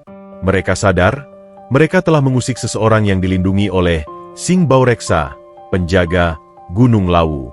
Fitnah tentang pesugihan dan siluman jahat runtuh seketika, digantikan oleh keyakinan baru bahwa Mbok Ratih adalah orang sakti yang tidak boleh diganggu. Rasa bersalah mulai tumbuh, bercampur aduk dengan rasa takut akan azab yang mungkin menimpa desa mereka selanjutnya. Sementara itu, di gubuk atas bukit, Mbok Ratih tidak bisa tidur. Pintu gubuknya yang jebol membiarkan angin malam masuk leluasa, membuat udara terasa menusuk tulang. Ia meringkuk di atas balai-balai, memeluk lutut. Kencana berbaring di ambang pintu yang bolong. Tubuhnya menjadi penghalang angin sekaligus penjaga. Gusti. Doa Mbok Ratih dalam hati. Hamba tidak dendam pada mereka. Hamba tahu hidup mereka juga susah. Jangan hukum mereka terlalu berat. Cukup sadarkan hati mereka.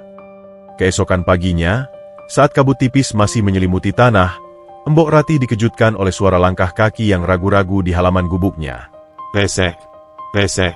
Kencana langsung berdiri, telinganya tegak waspada. Namun kali ini, tidak ada geraman.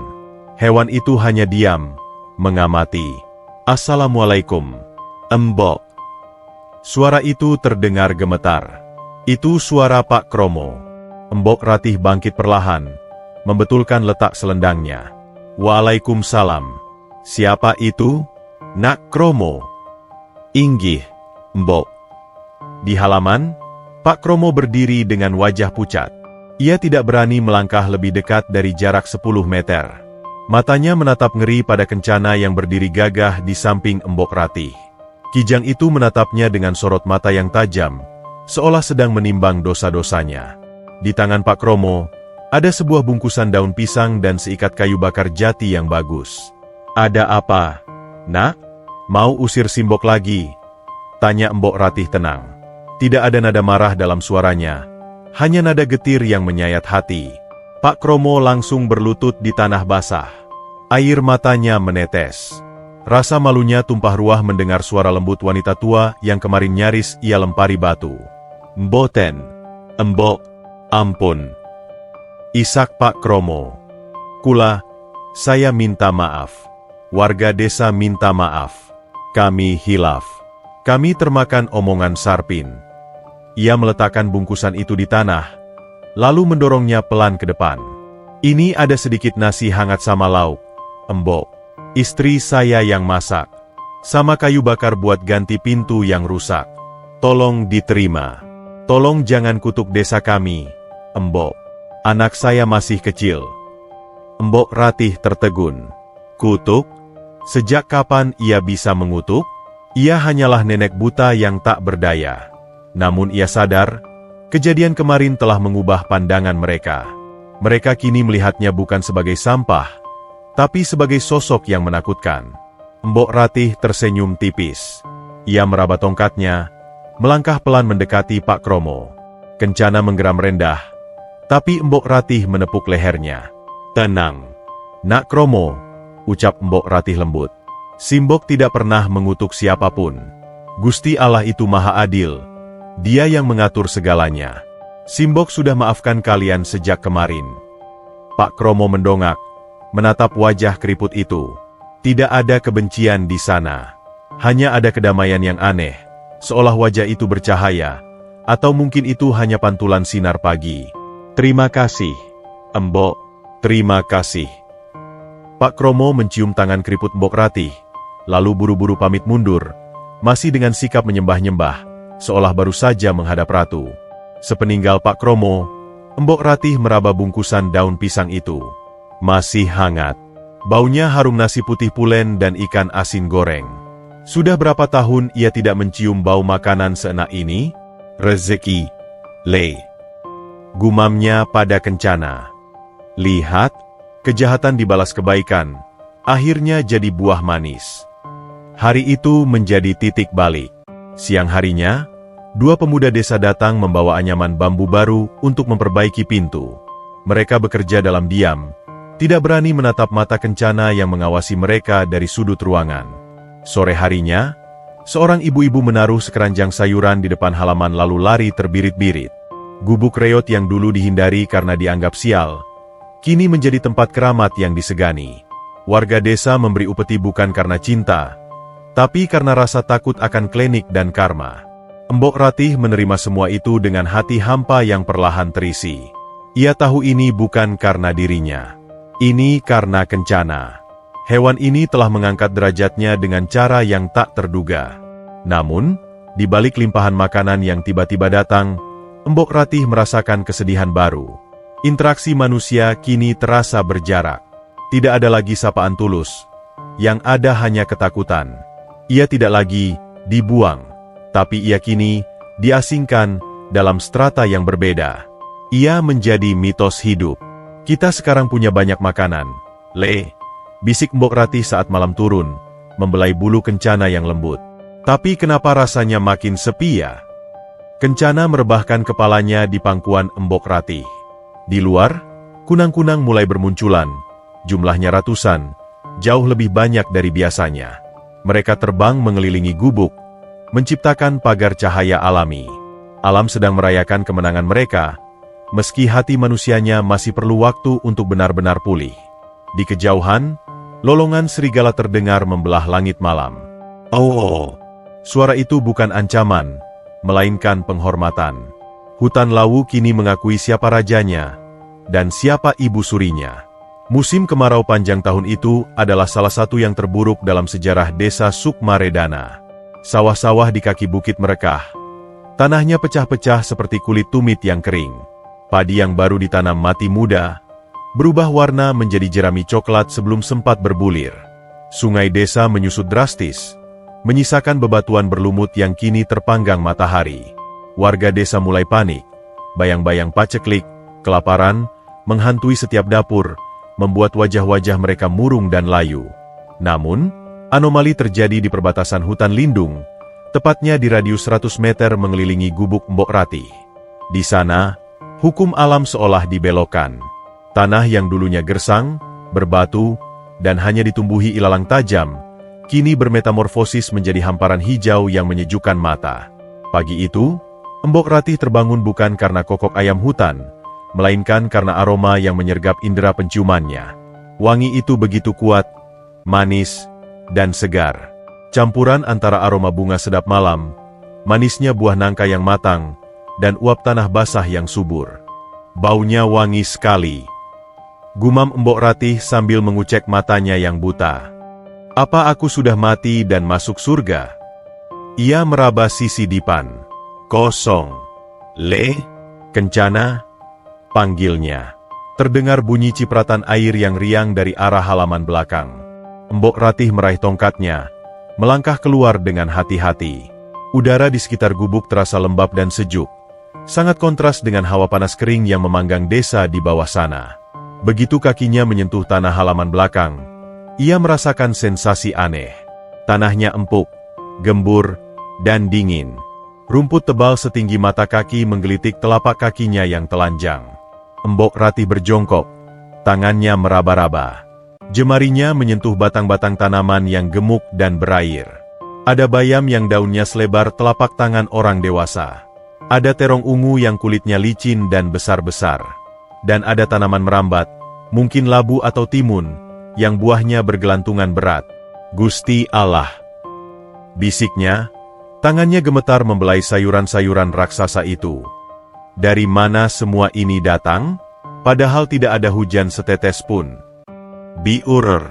Suara air kembali terdengar. Kali ini lebih jelas. Mbok Ratih berjalan mengikuti arah suara itu, dipandu oleh Kencana yang tiba-tiba muncul dan menggigit ujung selendangnya, menuntunnya ke balik bongkahan batu besar di sudut halaman. Di sana, di celah bebatuan yang dulu kering kerontang, kini memancar air jernih. Bukan sekadar rembesan, tapi mata air deras yang menyembur keluar dari perut bumi. Air itu mengalir, membentuk kolam kecil alami sebelum tumpah menjadi parit-parit kecil yang mengairi tanaman di sekitarnya. Kencana sedang berdiri di tepi kolam itu, meminum airnya dengan nikmat. Melihat tuannya datang, hewan itu mengangkat kepala, moncongnya basah meneteskan air kehidupan. Nguwik! Serunya riang. Mbok Ratih berlutut di tepi kolam. Ia mencelupkan tangannya. Dingin. Air itu sedingin es, murni, dan berbau mineral segar. Ia menangkupkan kedua telapak tangannya, meminum air itu. Gluk, gluk. Rasanya manis. Rasa dahaga yang menahun di tenggorokannya seketika sirna. Tubuhnya yang renta terasa dialiri tenaga baru, seolah sel-sel tuanya diremajakan oleh air ajaib itu. Ini berkahmu, Le. Ucap Mbok Ratih sambil memeluk leher Kencana yang basah. Di mana kakimu memijak, di situ tanah jadi subur. Kamu benar-benar malaikat penjaga. Kencana hanya mengibaskan ekornya. Bagi hewan itu, ini adalah hal yang wajar. Alam hanya merespons frekuensi jiwanya. Kehadiran Kencana telah memulihkan keseimbangan energi di hutan itu, menarik urat-urat air tanah untuk naik ke permukaan, khusus untuk melayani wanita tua yang telah menyelamatkannya. Berita tentang kebun ajaib dan mata air abadi di gubuk Mbok Ratih tidak bisa disembunyikan. Burung-burung membawanya, angin menyebarkannya, dan mata warga desa yang memandang ke atas bukit melihatnya sendiri. Kontras warna itu terlalu mencolok. Bukit yang coklat kering, dengan satu titik hijau zamrud yang berkilauan di tengahnya. Siang itu, beberapa warga desa memberanikan diri naik. Mereka bukan datang untuk merusak, tapi didorong oleh rasa putus asa karena sumur mereka kering. Mereka membawa ember, jerigen, dan wajah-wajah memelas.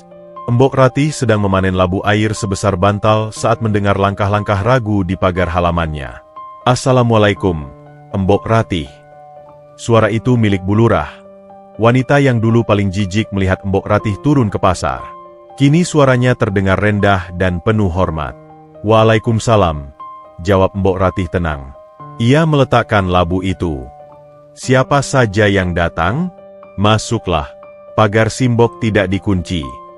Kami kehabisan air, Mbok. Aku Bulurah jujur. Suaranya bergetar menahan tangis malu. Sumur desa mati. Sawah mati. Anak-anak kami kehausan. Kami lihat, di sini hijau sekali. Hening sejenak. Kencana muncul dari balik rimbunnya pohon pisang yang baru tumbuh. Mata emasnya menatap rombongan warga itu. Warga desa sontak mundur selangkah, menunduk takut. Mereka masih ingat betul apa yang terjadi pada Sarpin. Mereka takut hewan itu akan murka jika airnya diminta. Namun, Mbok Ratih tersenyum. Senyum yang tulus, tanpa setitik pun rasa dendam atau niat untuk membalas sakit hatinya di masa lalu. Hatinya seluas samudra, menampung segala sampah yang dilempar orang, lalu mengubahnya menjadi mutiara.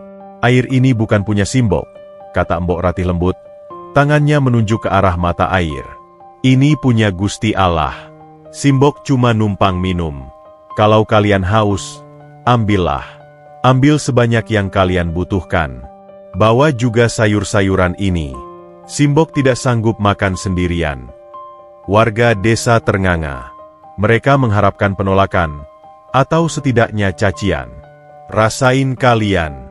Dulu kalian buang aku, sekarang kalian mengemis. Itu yang seharusnya diucapkan oleh orang yang sakit hati. Tapi Mbok Ratih, dia justru menawarkan hartanya tanpa syarat. Mbok serius? Tanya salah satu bapak tua. Ambil, tegas Mbok Ratih. Tapi ingat satu hal. Jangan ribut. Jangan berebut. Dan jangan kotori tempat ini. Hewan ini. Ia menepuk punggung Kencana. Tidak suka keributan. Satu persatu warga maju. Mereka mengisi jerigen mereka dengan air mata air yang jernih itu. Saat air itu menyentuh bibir mereka, beberapa orang menangis. Rasanya begitu segar, berbeda dengan air sumur desa yang payau. Mereka juga memetik bayam, terong, dan cabai yang tumbuh subur. Mereka melihat keajaiban itu dengan mata kepala sendiri. Bagaimana tanah di sekitar gubuk itu hitam dan gembur, penuh cacing tanah yang gemuk. Sementara 5 meter di luar pagar, tanahnya retak dan berdebu. Ini tanah keramat, bisik mereka. Hari-hari berikutnya, gubuk Mbok Ratih berubah fungsi. Dari tempat pengasingan menjadi pusat kehidupan. Setiap pagi dan sore, antrean warga yang mengambil air mengular dengan tertib. Tidak ada yang berani berisik. Mereka berjalan jinjit, berbicara dengan bisikan. Setiap kali berpapasan dengan Kencana, mereka akan membungkuk dalam-dalam, memberi salam hormat layaknya pada seorang raja, meski hewan itu tidak pernah meminta. Embok Ratih duduk di balai-balai, mendengarkan gemericik air dan desau napas orang-orang yang berterima kasih. Tas anyamannya kini penuh berisi gula, teh, dan beras. Pemberian sukarela dari warga yang merasa berhutang nyawa. Ia tidak lagi kelaparan. Ia tidak lagi kesepian. Namun di dalam hatinya, ia tahu ini semua hanyalah titipan. Lihat mereka, Le, bisik Mbok Ratih saat senja turun dan warga terakhir sudah pulang. Dulu mereka melempar batu, sekarang mereka melempar senyum. Manusia itu aneh ya? Mereka baru sadar pentingnya seseorang saat mereka butuh. Kencana merebahkan tubuhnya di kaki Mbok Ratih. Mata hewan itu menatap langit yang mulai jingga.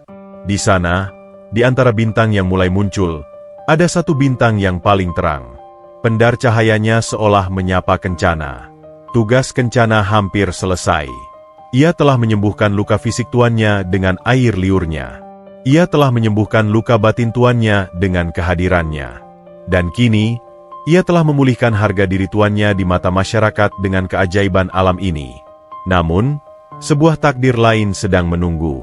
Kencana tahu, keajaiban yang terlalu besar tidak bisa bertahan selamanya di dunia manusia yang fana. Keseimbangan harus dijaga. Kebahagiaan yang sempurna seringkali adalah pertanda akan datangnya perpisahan yang agung. Malam itu, bunga wijaya kusuma di sudut halaman mekar serentak. Wanginya semerbak memenuhi hutan, menjadi saksi bisu atas kemakmuran yang singkat namun indah di gubuk sang nenek buta. Alam sedang tersenyum lebar, sebelum ia menarik kembali tirai panggungnya. Waktu berputar seperti roda pedati, yang di bawah naik ke atas, yang di atas tergilas ke bawah. 3 bulan pasca badai fitnah itu, wajah lereng Gunung Lawu telah berubah total. Gubuk reot yang dulu miring dan nyaris roboh ditiup angin, kini telah lenyap. Sebagai gantinya, berdiri sebuah rumah panggung sederhana namun kokoh, dibangun dari bambu petung pilihan dan kayu jati tua. Atapnya bukan lagi rumbia bocor, melainkan genteng tanah liat yang memantulkan hangat matahari.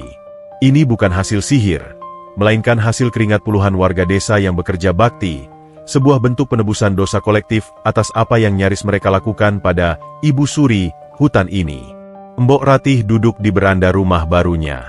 Lantai pelupuh bambu di bawahnya terasa halus, diserut rapi hingga tidak ada lagi bilah tajam yang melukai telapak kakinya. Angin sore berhembus sepai-sepai, membawa aroma padi yang mulai menguning dari sawah-sawah di bawah sana. Berkat aliran air dari mata air ajaib di halaman belakangnya, sawah desa yang dulu mati kini panen raya. Lumbung desa penuh, perut warga kenyang, dan hati mereka melunak. Embok, ini ada hantaran tumpeng dari syukuran panen Pak RT. Suara seorang wanita muda menyapa lembut. Itu Ningsih, menantu Pak Lurah yang dulu bahkan enggan menatap wajah Mbok Ratih. Mbok Ratih tersenyum, meraba baki anyaman yang disodorkan. Alhamdulillah. Kenapa repot-repot? Enduk, Simbok sudah punya banyak makanan di dapur. Tidak repot, Embok. Ini rasa syukur kami. Kalau tidak ada air dari Embok, mungkin kami sudah mati kelaparan, jawab Ningsih tulus. Ia lalu berlutut, mencium tangan keriput Mbok Ratih dengan takzim. Doakan kami terus ya, Embok. Setelah Ningsih pergi, Mbok Ratih menghela napas panjang. Ada rasa haru yang membuncah di dadanya, namun juga rasa asing yang menggelitik. Dulu, ia adalah sampah yang dibuang. Kini, ia dianggap keramat. Orang-orang datang bukan hanya meminta air, tapi meminta doa restu. Mereka percaya doa si nenek buta bisa menolak bala. Hidup itu lucu ya, Le, gumam Mbok Ratih. Tangannya bergerak mencari sosok setia di sampingnya. Kencana, sang kijang putih, sedang duduk santai menikmati semilir angin. Ia meletakkan kepalanya di pangkuan Mbok Ratih, membiarkan jemari wanita tua itu menyisir bulu-bulunya yang sehalus sutra. Hewan ini tampak lebih gemuk dan sehat sekarang. Matanya yang bening memancarkan ketenangan seorang raja yang sedang beristirahat di singgasananya. Tidak ada lagi kewaspadaan tegang seperti saat menghadapi Sarpin. Hutan ini telah aman. Aura magis Kencana telah menciptakan kubah pelindung yang membuat niat jahat luntur begitu memasuki radius halamannya. Namun, di tengah kedamaian itu, ada satu pemandangan kontras yang menjadi pengingat akan roda nasib yang kejam. Dari jalan setapak di bawah, terdengar suara tongkat diketuk-ketukan ke tanah dengan ragu. Irama langkah yang menyeret dan berat. Mbok Ratih menegakkan punggungnya. Telinganya mengenali irama langkah itu. "Sarpin?" tanyanya pelan. Di ujung halaman, sosok kurus kering berpakaian compang-camping berdiri mematung. Itu Sarpin. Matanya yang dulu nyalang penuh nafsu, kini tertutup kacamata hitam murahan yang retak sebelah. Ia buta total. Kegelapan abadi telah menjadi penjaranya sejak ia menatap cahaya kencana. Ironisnya, kini ia dipandu oleh anak kecil, cucunya sendiri, persis seperti Mbok Ratih dulu dipandu oleh nalurinya. Mbok. Suara Sarpin parau, bergetar ketakutan. Ia tidak berani mendekat ke beranda. Ia tahu siapa yang menjaga tempat ini. Saya lapar, Mbok. Istri saya sakit. Tidak ada yang mau kasih utang lagi." Kencana mengangkat kepalanya. Telinganya berputar ke arah Sarpin. Ada dengusan pendek. Hahaha. Namun tidak ada serangan. Kencana tahu, musuhnya sudah kalah telak. Menyerang orang yang sudah jatuh bukanlah sifat ksatria alam. Mbok Ratih terdiam sejenak. Ingatan tentang pintu gubuk yang ditendang, tentang batu yang menghantam bahunya, dan tentang hinaan nenek bau tanah berputar kembali. Rasa sakit hati itu masih ada, membekas seperti luka parut. Manusiawi jika ia ingin mengusir Sarpin. "Rasakan. Sekarang kau tahu rasanya hidup dalam gelap." Batinnya berbisik jahat. Tapi kemudian, ia merasakan kehangatan tubuh Kencana di kakinya. Hewan suci ini telah mengajarkannya bahwa kekuatan sejati bukan pada taring atau tanduk, melainkan pada kemampuan untuk mengampuni. Mbok Ratih berdiri, meraba meja di sampingnya. Ia mengambil 2 bungkus nasi tumpeng yang baru saja diantar Ningsih. "Enduk, sini," panggil Mbok Ratih pada cucu Sarpin. Anak kecil itu berlari mendekat, mengambil bungkusan nasi itu. "Ini buat kakekmu. Bilang sama dia, jangan lupa sholat. Minta ampun sama Gusti Allah, bukan sama Simbok," ucap Mbok Ratih tegas namun lembut. Sarpin, yang mendengar ucapan itu, jatuh terduduk di tanah. Ia menangis meraung-raung. Tangisan penyesalan yang terlambat, namun nyata. Ia yang dulu gagah dengan senapan, kini mengemis pada orang yang pernah ia injak-injak. Karma telah membayar tunai, lunas tanpa kembalian. "Terima kasih, Mbok. Gusti membalas kebaikanmu." Ishak Sarpin sebelum dituntun pergi oleh cucunya, membawa nasi pemberian musuhnya. Suasana kembali hening. Matahari mulai terbenam, menyisakan semburat jingga di langit barat. Mbok Ratih kembali duduk, merenungi kejadian barusan. "Kamu lihat itu, Le?" bisiknya sambil memeluk leher Kencana. Ternyata menjadi buta itu bukan kutukan. Justru karena buta, Mbok tidak silau oleh harta dunia seperti Sarpin. Mbok bisa melihat mana hati yang tulus, mana yang busuk. Kencana menjilat pipi Mbok Ratih, seolah membenarkan filosofi sederhana itu. Malam itu, bulan purnama bersinar terang di atas Gunung Lawu. Cahayanya menerobos masuk ke beranda, memandikan Mbok Ratih dan Kencana dalam sinar perak. Di momen itu, Mbok Ratih merasakan kedamaian yang belum pernah ia rasakan seumur hidupnya. Perutnya kenyang, rumahnya hangat, tetangganya hormat, dan di sampingnya ada sahabat sejati. Ia merasa hidupnya sudah lengkap. Rasanya seperti ia sudah sampai di puncak gunung pendakian nasibnya. Namun, entah kenapa, perasaan lengkap itu membawa serta secuil kesedihan. Seperti perasaan seseorang yang akan mengakhiri sebuah perjalanan panjang. Mbok Ratih merasakan getaran aneh dari tubuh Kencana malam itu. Hewan itu tidak tidur. Ia berdiri tegak di pinggir beranda, menatap bulan tanpa berkedip. Bulu putihnya kembali memancarkan pendar emas tipis, berdenyut seirama dengan detak jantung alam semesta. "Kamu sedang rindu rumah ya, Le?" tanya Mbok Ratih lirih. Ia tahu, rumah Kencana bukanlah gubuk ini. Bukan pula kandang buatan manusia. Rumah Kencana adalah keabadian. Kencana menoleh, menatap Mbok Ratih dengan pandangan yang sulit diartikan. Ada cinta yang dalam di sana, tapi juga ada pesan perpisahan yang tersirat. Tugasnya melindungi dan memuliakan wanita tua ini sudah selesai. Mbok Ratih sudah tidak lagi sendiri. Ia sudah dicintai banyak orang. Ia sudah aman. Jangan pergi dulu, pinta Mbok Ratih. Suaranya bergetar menahan tangis yang tiba-tiba mendesak keluar. Ia memeluk kaki depan Kencana erat-erat, seolah takut hewan itu akan terbang ke bulan saat itu juga. Mbok masih butuh teman cerita. Kencana menurunkan lehernya, menempelkan keningnya ke kening Mbok Ratih. Transfer energi terjadi lagi. Kali ini bukan energi kesembuhan, melainkan energi ketabahan. Hewan itu sedang mempersiapkan mental tuannya untuk babak terakhir kisah mereka. Angin malam berhembus lebih kencang, menggoyangkan lonceng bambu yang tergantung di atap. Klotak, klotak. Suaranya terdengar seperti detak waktu yang menghitung mundur.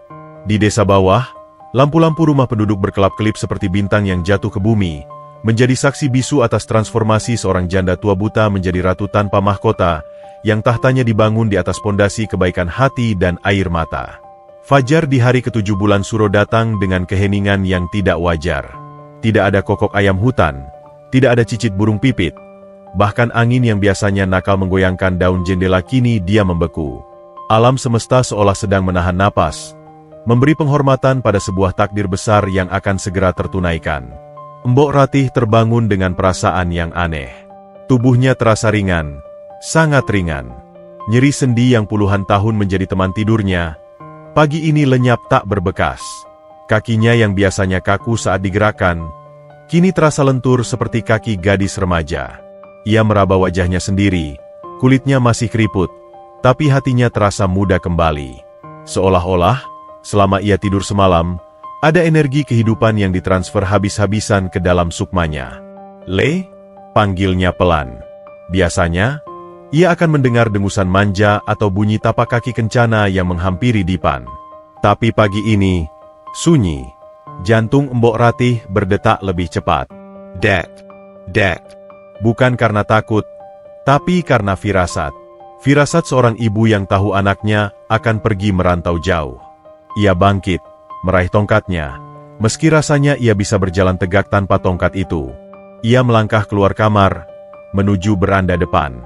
Aroma bunga sedap malam yang harusnya mekar di malam hari, anehnya masih tercium kuat pagi ini, bercampur dengan aroma embun murni yang belum tersentuh polusi. Di halaman, di antara kabut putih yang tebal, sosok itu berdiri. Kencana. Hewan itu tidak sedang merumput. Ia berdiri tegak menghadap ke arah puncak Gunung Lawu, memunggungi gubuk. Tubuhnya, oh Gusti, tubuhnya tampak berbeda. Bulu putihnya tidak lagi sekadar memantulkan cahaya, melainkan seolah-olah terbuat dari cahaya itu sendiri. Pendar keemasan menyelimuti seluruh kontur tubuhnya, membuat batas antara fisik hewan itu dan kabut di sekitarnya menjadi kabur. Ia tampak transparan, fana, seakan ia perlahan mulai pudar dari dimensi duniawi. Kamu mau pulang ya, Le? Pertanyaan itu meluncur begitu saja dari bibir Mbok Ratih. Suaranya bergetar, getir menahan isak yang menyumbat kerongkongan. Kencana menoleh perlahan. Gerakannya anggun, lambat, seperti gerakan di dalam mimpi. Mata emasnya menatap Mbok Ratih. Tatapan itu bukan lagi tatapan hewan peliharaan. Itu adalah tatapan makhluk purba yang penuh kebijaksanaan. Tatapan yang berkata, "Tugasku sudah selesai, Ibu." Mbok Ratih melangkah turun dari beranda, mengabaikan dinginnya tanah basah yang menusuk telapak kakinya. Ia mendekat, ingin memeluk sahabatnya itu untuk terakhir kali. Namun, 3 langkah sebelum ia sampai, Kencana mundur selangkah. "Nguik." Suaranya pelan, namun tegas. "Jangan mendekat dulu." Mbok Ratih terpaku. Air mata hangat mulai meleleh dari kelopak matanya yang buta, meluncur deras membasahi pipi. "Kenapa, Le? Kamu jijik sama Mbok?" isaknya. Atau kamu takut kalau Mbok peluk, Mbok tidak akan bisa melepaskanmu?" Kencana menggeleng pelan. Ia menundukkan kepalanya, memberi isyarat agar Mbok Ratih mengikutinya. Hewan itu berbalik, mulai berjalan mendaki jalan setapak menuju bukit di belakang gubuk, bukan ke arah desa, melainkan ke arah hutan larangan yang lebih dalam, menuju tempat tertinggi di area itu. Mbok Ratih mengerti. Ini adalah perjalanan pengantaran. Mereka berjalan beriringan menembus kabut pagi. Tidak ada kata-kata. Tidak ada suara langkah kaki Kencana. Kakinya seolah melayang di atas rumput. Hanya suara tongkat Mbok Ratih dan napasnya yang tersengal menahan tangis yang terdengar. Tuk. Hahaha tuk. Hahaha. Setiap langkah terasa berat bagi hati Mbok Ratih. Namun ia memaksakan kakinya untuk terus melangkah. Ia teringat masa lalu. Teringat saat pertama kali menemukan hewan ini berdarah-darah di jerat pemburu. Teringat saat mereka berbagi nasi aking. Teringat saat Kencana melindunginya dari amuk masa. Kamu sudah memberiku segalanya, Le. Monolog batin Mbok Ratih, berbicara pada punggung bercahaya di depannya. Kamu kasih Mbok teman saat sepi. Kamu kasih Mbok mata saat gelap. Kamu kasih Mbok harga diri saat dihina. Apa yang Mbok kasih ke kamu? Cuma ubi bakar dan air tajin. Rasa bersalah dan rasa syukur bertarung hebat di dadanya. Ia merasa tidak pantas mendapatkan semua keajaiban ini. Ia hanyalah nenek tua yang renta dan tak berguna. Mereka sampai di sebuah tanah lapang di tebing bukit. Dari sini, hamparan awan terlihat di bawah kaki mereka. Matahari mulai mengintip dari ufuk timur, mengirimkan jarum-jarum cahaya emas yang menembus langit. Pemandangan itu magis. Dunia terasa begitu kecil di bawah sana. Kencana berhenti tepat di tepi tebing. Ia berbalik menghadap Mbok Ratih. Cahaya matahari pagi menerpa tubuhnya, membuatnya bersinar menyilaukan. Siluetnya terlihat seperti malaikat kecil yang siap mengepakkan sayap. Mbok Ratih menjatuhkan tongkatnya. Ia jatuh berlutut di rerumputan basah. Kakinya tidak kuat lagi menopang beban perpisahan ini. Sini, Le. Sekali saja. Mbok Ratih merentangkan tangannya lebar-lebar. Wajahnya basah oleh air mata, memelas. Izinkan Simbok memelukmu. Sebagai bekal rindu nanti kalau Simbok sendirian lagi. Kali ini, Kencana tidak mundur. Hewan itu melangkah maju. Cahaya di tubuhnya meredup sedikit, memadat kembali menjadi wujud fisik yang bisa disentuh. Ia menenggelamkan kepalanya ke dalam pelukan Mbok Ratih.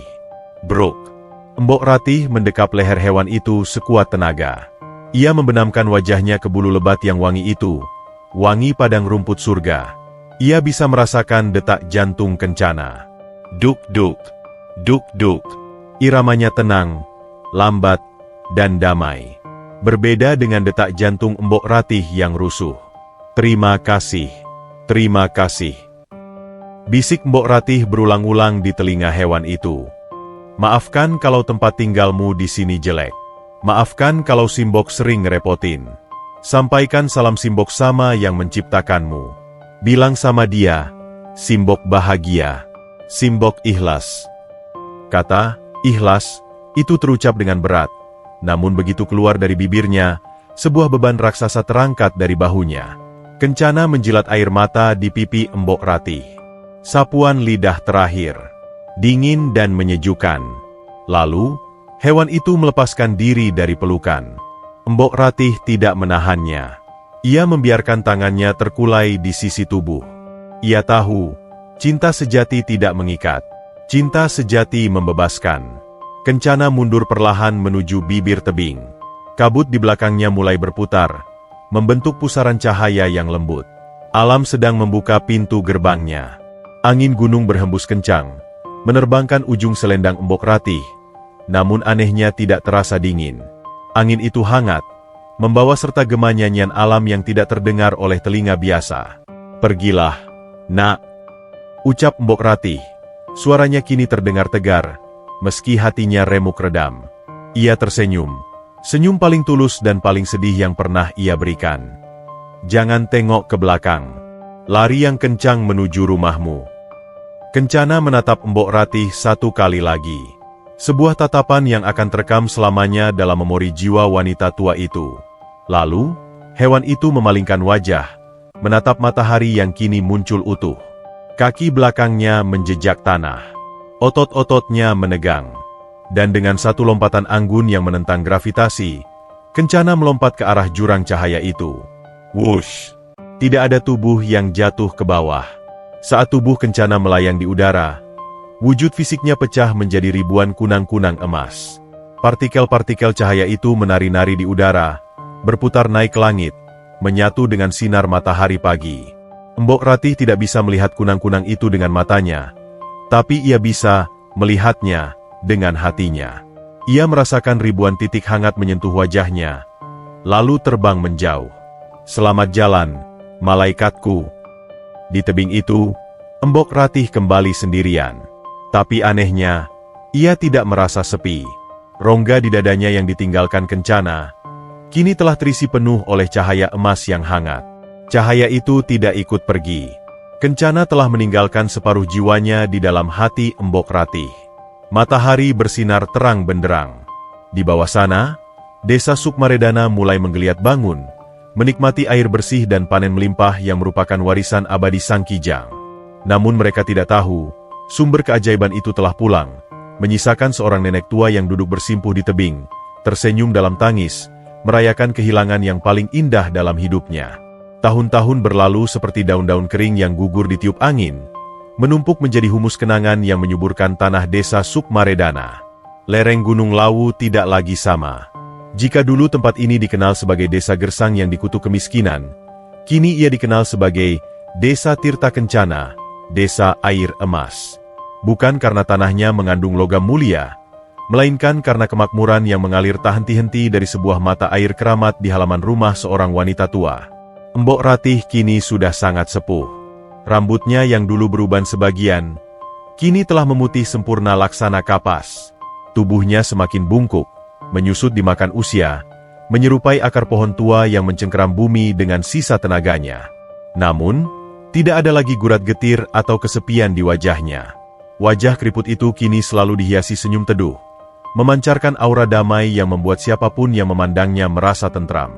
Setiap sore, beranda rumah bambunya yang kokoh selalu ramai. Bukan oleh pejabat atau orang kaya, melainkan oleh anak-anak desa yang datang untuk mendengar dongeng. Nenek Ratih, ceritakan lagi tentang Kijang Cahaya. Rengek seorang bocah ingusan sambil menarik ujung jarik batik Mbok Ratih. Mbok Ratih terkekeh pelan.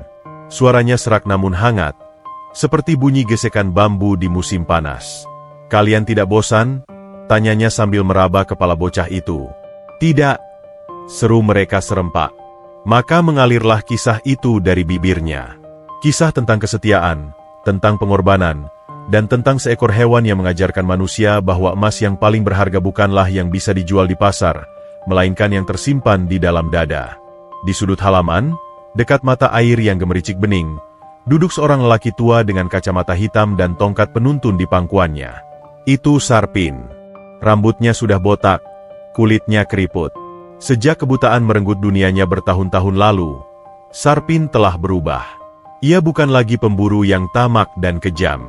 Kegelapan telah memaksanya untuk melihat ke dalam diri, menemukan kotoran di hatinya, dan membersihkannya dengan penyesalan.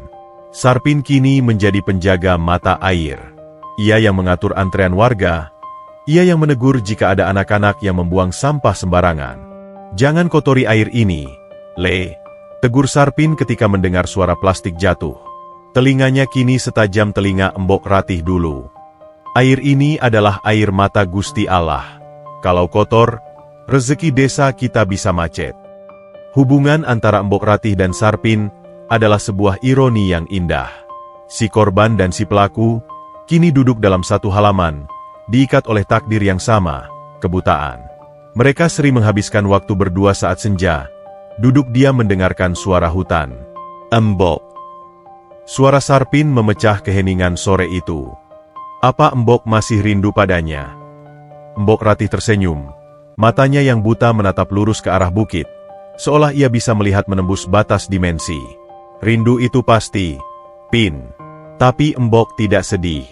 Dia tidak pernah benar-benar pergi. Setiap kali angin berhembus, setiap kali panen melimpah, Mbok merasakan napasnya. Matahari mulai tergelincir ke barat, melukis langit dengan warna ungu dan jingga. Suara adzan maghrib berkumandang dari surau desa, surau yang dibangun dari hasil gotong royong warga yang makmur. Malam itu, kondisi fisik Mbok Ratih menurun drastis. Napasnya mulai berat dan putus-putus. Tubuhnya menolak makanan. Ningsih dan beberapa tetangga berkumpul di dalam kamar, membacakan doa-doa dengan suara lirih yang tertahan tangis. Mereka tahu, waktunya sudah dekat. Pelita kehidupan sang Ibu Suri mulai meredup, kehabisan minyak. Jangan menangis, bisik Embok Ratih lemah. Tangannya yang dingin meraba tangan Ningsih. Embok mau pulang. Suami Embok sudah menjemput. Dia sudah menunggu lama. Ruangan itu dipenuhi isak tangis tertahan. Udara terasa berat oleh kesedihan perpisahan. Namun, bagi Embok Ratih, tidak ada rasa sakit. Tubuhnya memang terasa lumpuh dan berat, tapi sukmanya terasa ringan, seolah ada sayap yang tumbuh di punggungnya. Tiba-tiba, di tengah racauan demam dan ambang kematian, pendengaran Embok Ratih menangkap suara itu. Suara yang sudah bertahun-tahun tidak ia dengar, namun tersimpan rapi di laci ingatan terdalamnya. Tuk, tuk, tuk. Suara langkah kaki yang gagah. Bukan langkah manusia. Langkah itu terdengar dari arah halaman, semakin mendekat, menaiki tangga beranda, lalu masuk menembus pintu kamar yang tertutup. Warga yang ada di ruangan itu tidak mendengar apa-apa. Mereka hanya melihat Embok Ratih tiba-tiba tersenyum lebar. Matanya yang buta terbuka, menatap ke sudut ruangan yang kosong. "Le?" sapa Embok Ratih. Suaranya tiba-tiba jernih, tanpa rasa sakit. Di mata batin Embok Ratih, ruangan itu tidak lagi gelap. Cahaya emas yang menyilaukan namun sejuk memenuhi setiap sudut. Dan di sana, berdiri Kencana. Kijang itu terlihat lebih agung dari sebelumnya. Tanduk emasnya bercabang rimbun laksana pohon hayat. Bulunya bersinar seperti bintang. Di punggungnya, duduk sosok bayangan yang tersenyum, Kang Darto, suaminya. Kencana melangkah mendekat, menundukkan kepalanya tepat di wajah Embok Ratih. "Nguik." Suara sapaan khas itu terdengar begitu nyata. "Ayo pulang, Embok. Tugasmu sudah selesai." "Cantik sekali," gumam Embok Ratih. "Kamu menjemput Embok." Kencana mengangguk. Hewan itu menjilat kening Embok Ratih. Kali ini, jilatan itu tidak menyembuhkan tubuh fisiknya, melainkan melepaskan ikatan rohnya dari daging yang fana. Sensasi hangat menjalar dari kening ke seluruh tubuh. Rasa sakit hilang seketika. Rasa lapar, rasa tua, rasa lelah, semuanya menguap. Embok Ratih merasa dirinya bangkit berdiri, muda kembali, sehat kembali. Ia melihat tubuh tuanya terbaring kaku di dipan, dikelilingi orang-orang yang menangis. Tapi ia tidak sedih. Ia menoleh ke arah Kencana. Kijang itu berlutut, mempersilakan Embok Ratih naik ke punggungnya. Dengan sukacita yang meluap-luap, Embok Ratih naik. Ia memeluk leher Kencana, merasakan kembali tekstur bulu lembut yang selama ini ia rindukan. Di sebelahnya, arwah Kang Darto menggenggam tangannya. "Ayo, Le, kita lari," seru Embok Ratih riang. Kencana meringkik panjang, sebuah suara gema surgawi yang merdu, lalu melompat. Bukan melompat keluar pintu, melainkan melompat menembus atap, menembus langit malam, menuju hamparan bintang yang tak bertepi. Di dunia nyata, Ningsih merasakan genggaman tangan Embok Ratih melemas. Dada nenek itu berhenti naik turun. Senyum abadi terukir di wajahnya yang damai. "Innalillahi wa inna ilaihi raji'un," ucap Ningsih sambil menutup kelopak mata Embok Ratih. "Sugeng tindak, Embok. Selamat jalan." Di luar rumah, tepat saat nyawa Embok Ratih lepas, ribuan kunang-kunang muncul serentak dari semak-semak hutan. Mereka terbang berputar-putar di atas atap rumah, membentuk pilar cahaya yang naik ke langit, mengantarkan kepergian jiwa yang suci. Keesokan harinya, pemakaman Embok Ratih dihadiri oleh seluruh penduduk desa, bahkan warga desa tetangga. Sarpin menangis paling keras di sisi pusara. Ia kehilangan satu-satunya orang yang mengerti kegelapannya. Namun, kesedihan itu tidak berlangsung lama. Karena sore harinya, sebuah keajaiban kecil kembali terjadi. Di dekat mata air, tepat di tempat Kencana dulu sering berbaring, tumbuhlah sebuah pohon baru yang belum pernah dilihat sebelumnya. Daunnya berwarna perak, dan bunganya berwarna kuning keemasan. Pohon itu tumbuh sangat cepat, menaungi makam Embok Ratih yang terletak tak jauh dari sana. Warga desa menamai pohon itu pohon ratih kencana. Legenda itu hidup selamanya. Sampai ratusan tahun kemudian, orang-orang masih menceritakan kisah tentang seorang nenek buta dan kijang emasnya. Sebuah cerita pengantar tidur yang mengajarkan anak cucu mereka satu kebenaran mutlak. Bahwa kekayaan sejati tidak diukur dari seberapa banyak emas yang kau simpan di peti, melainkan seberapa banyak cinta yang kau berikan pada semesta. Dan ketika kau memberi dengan tulus, semesta, dengan segala cara ajaibnya, akan selalu memberi kembali. Di lereng Gunung Lawu, di antara desau angin pinus dan gemericik mata air abadi, senandung cinta mereka akan terus bergema.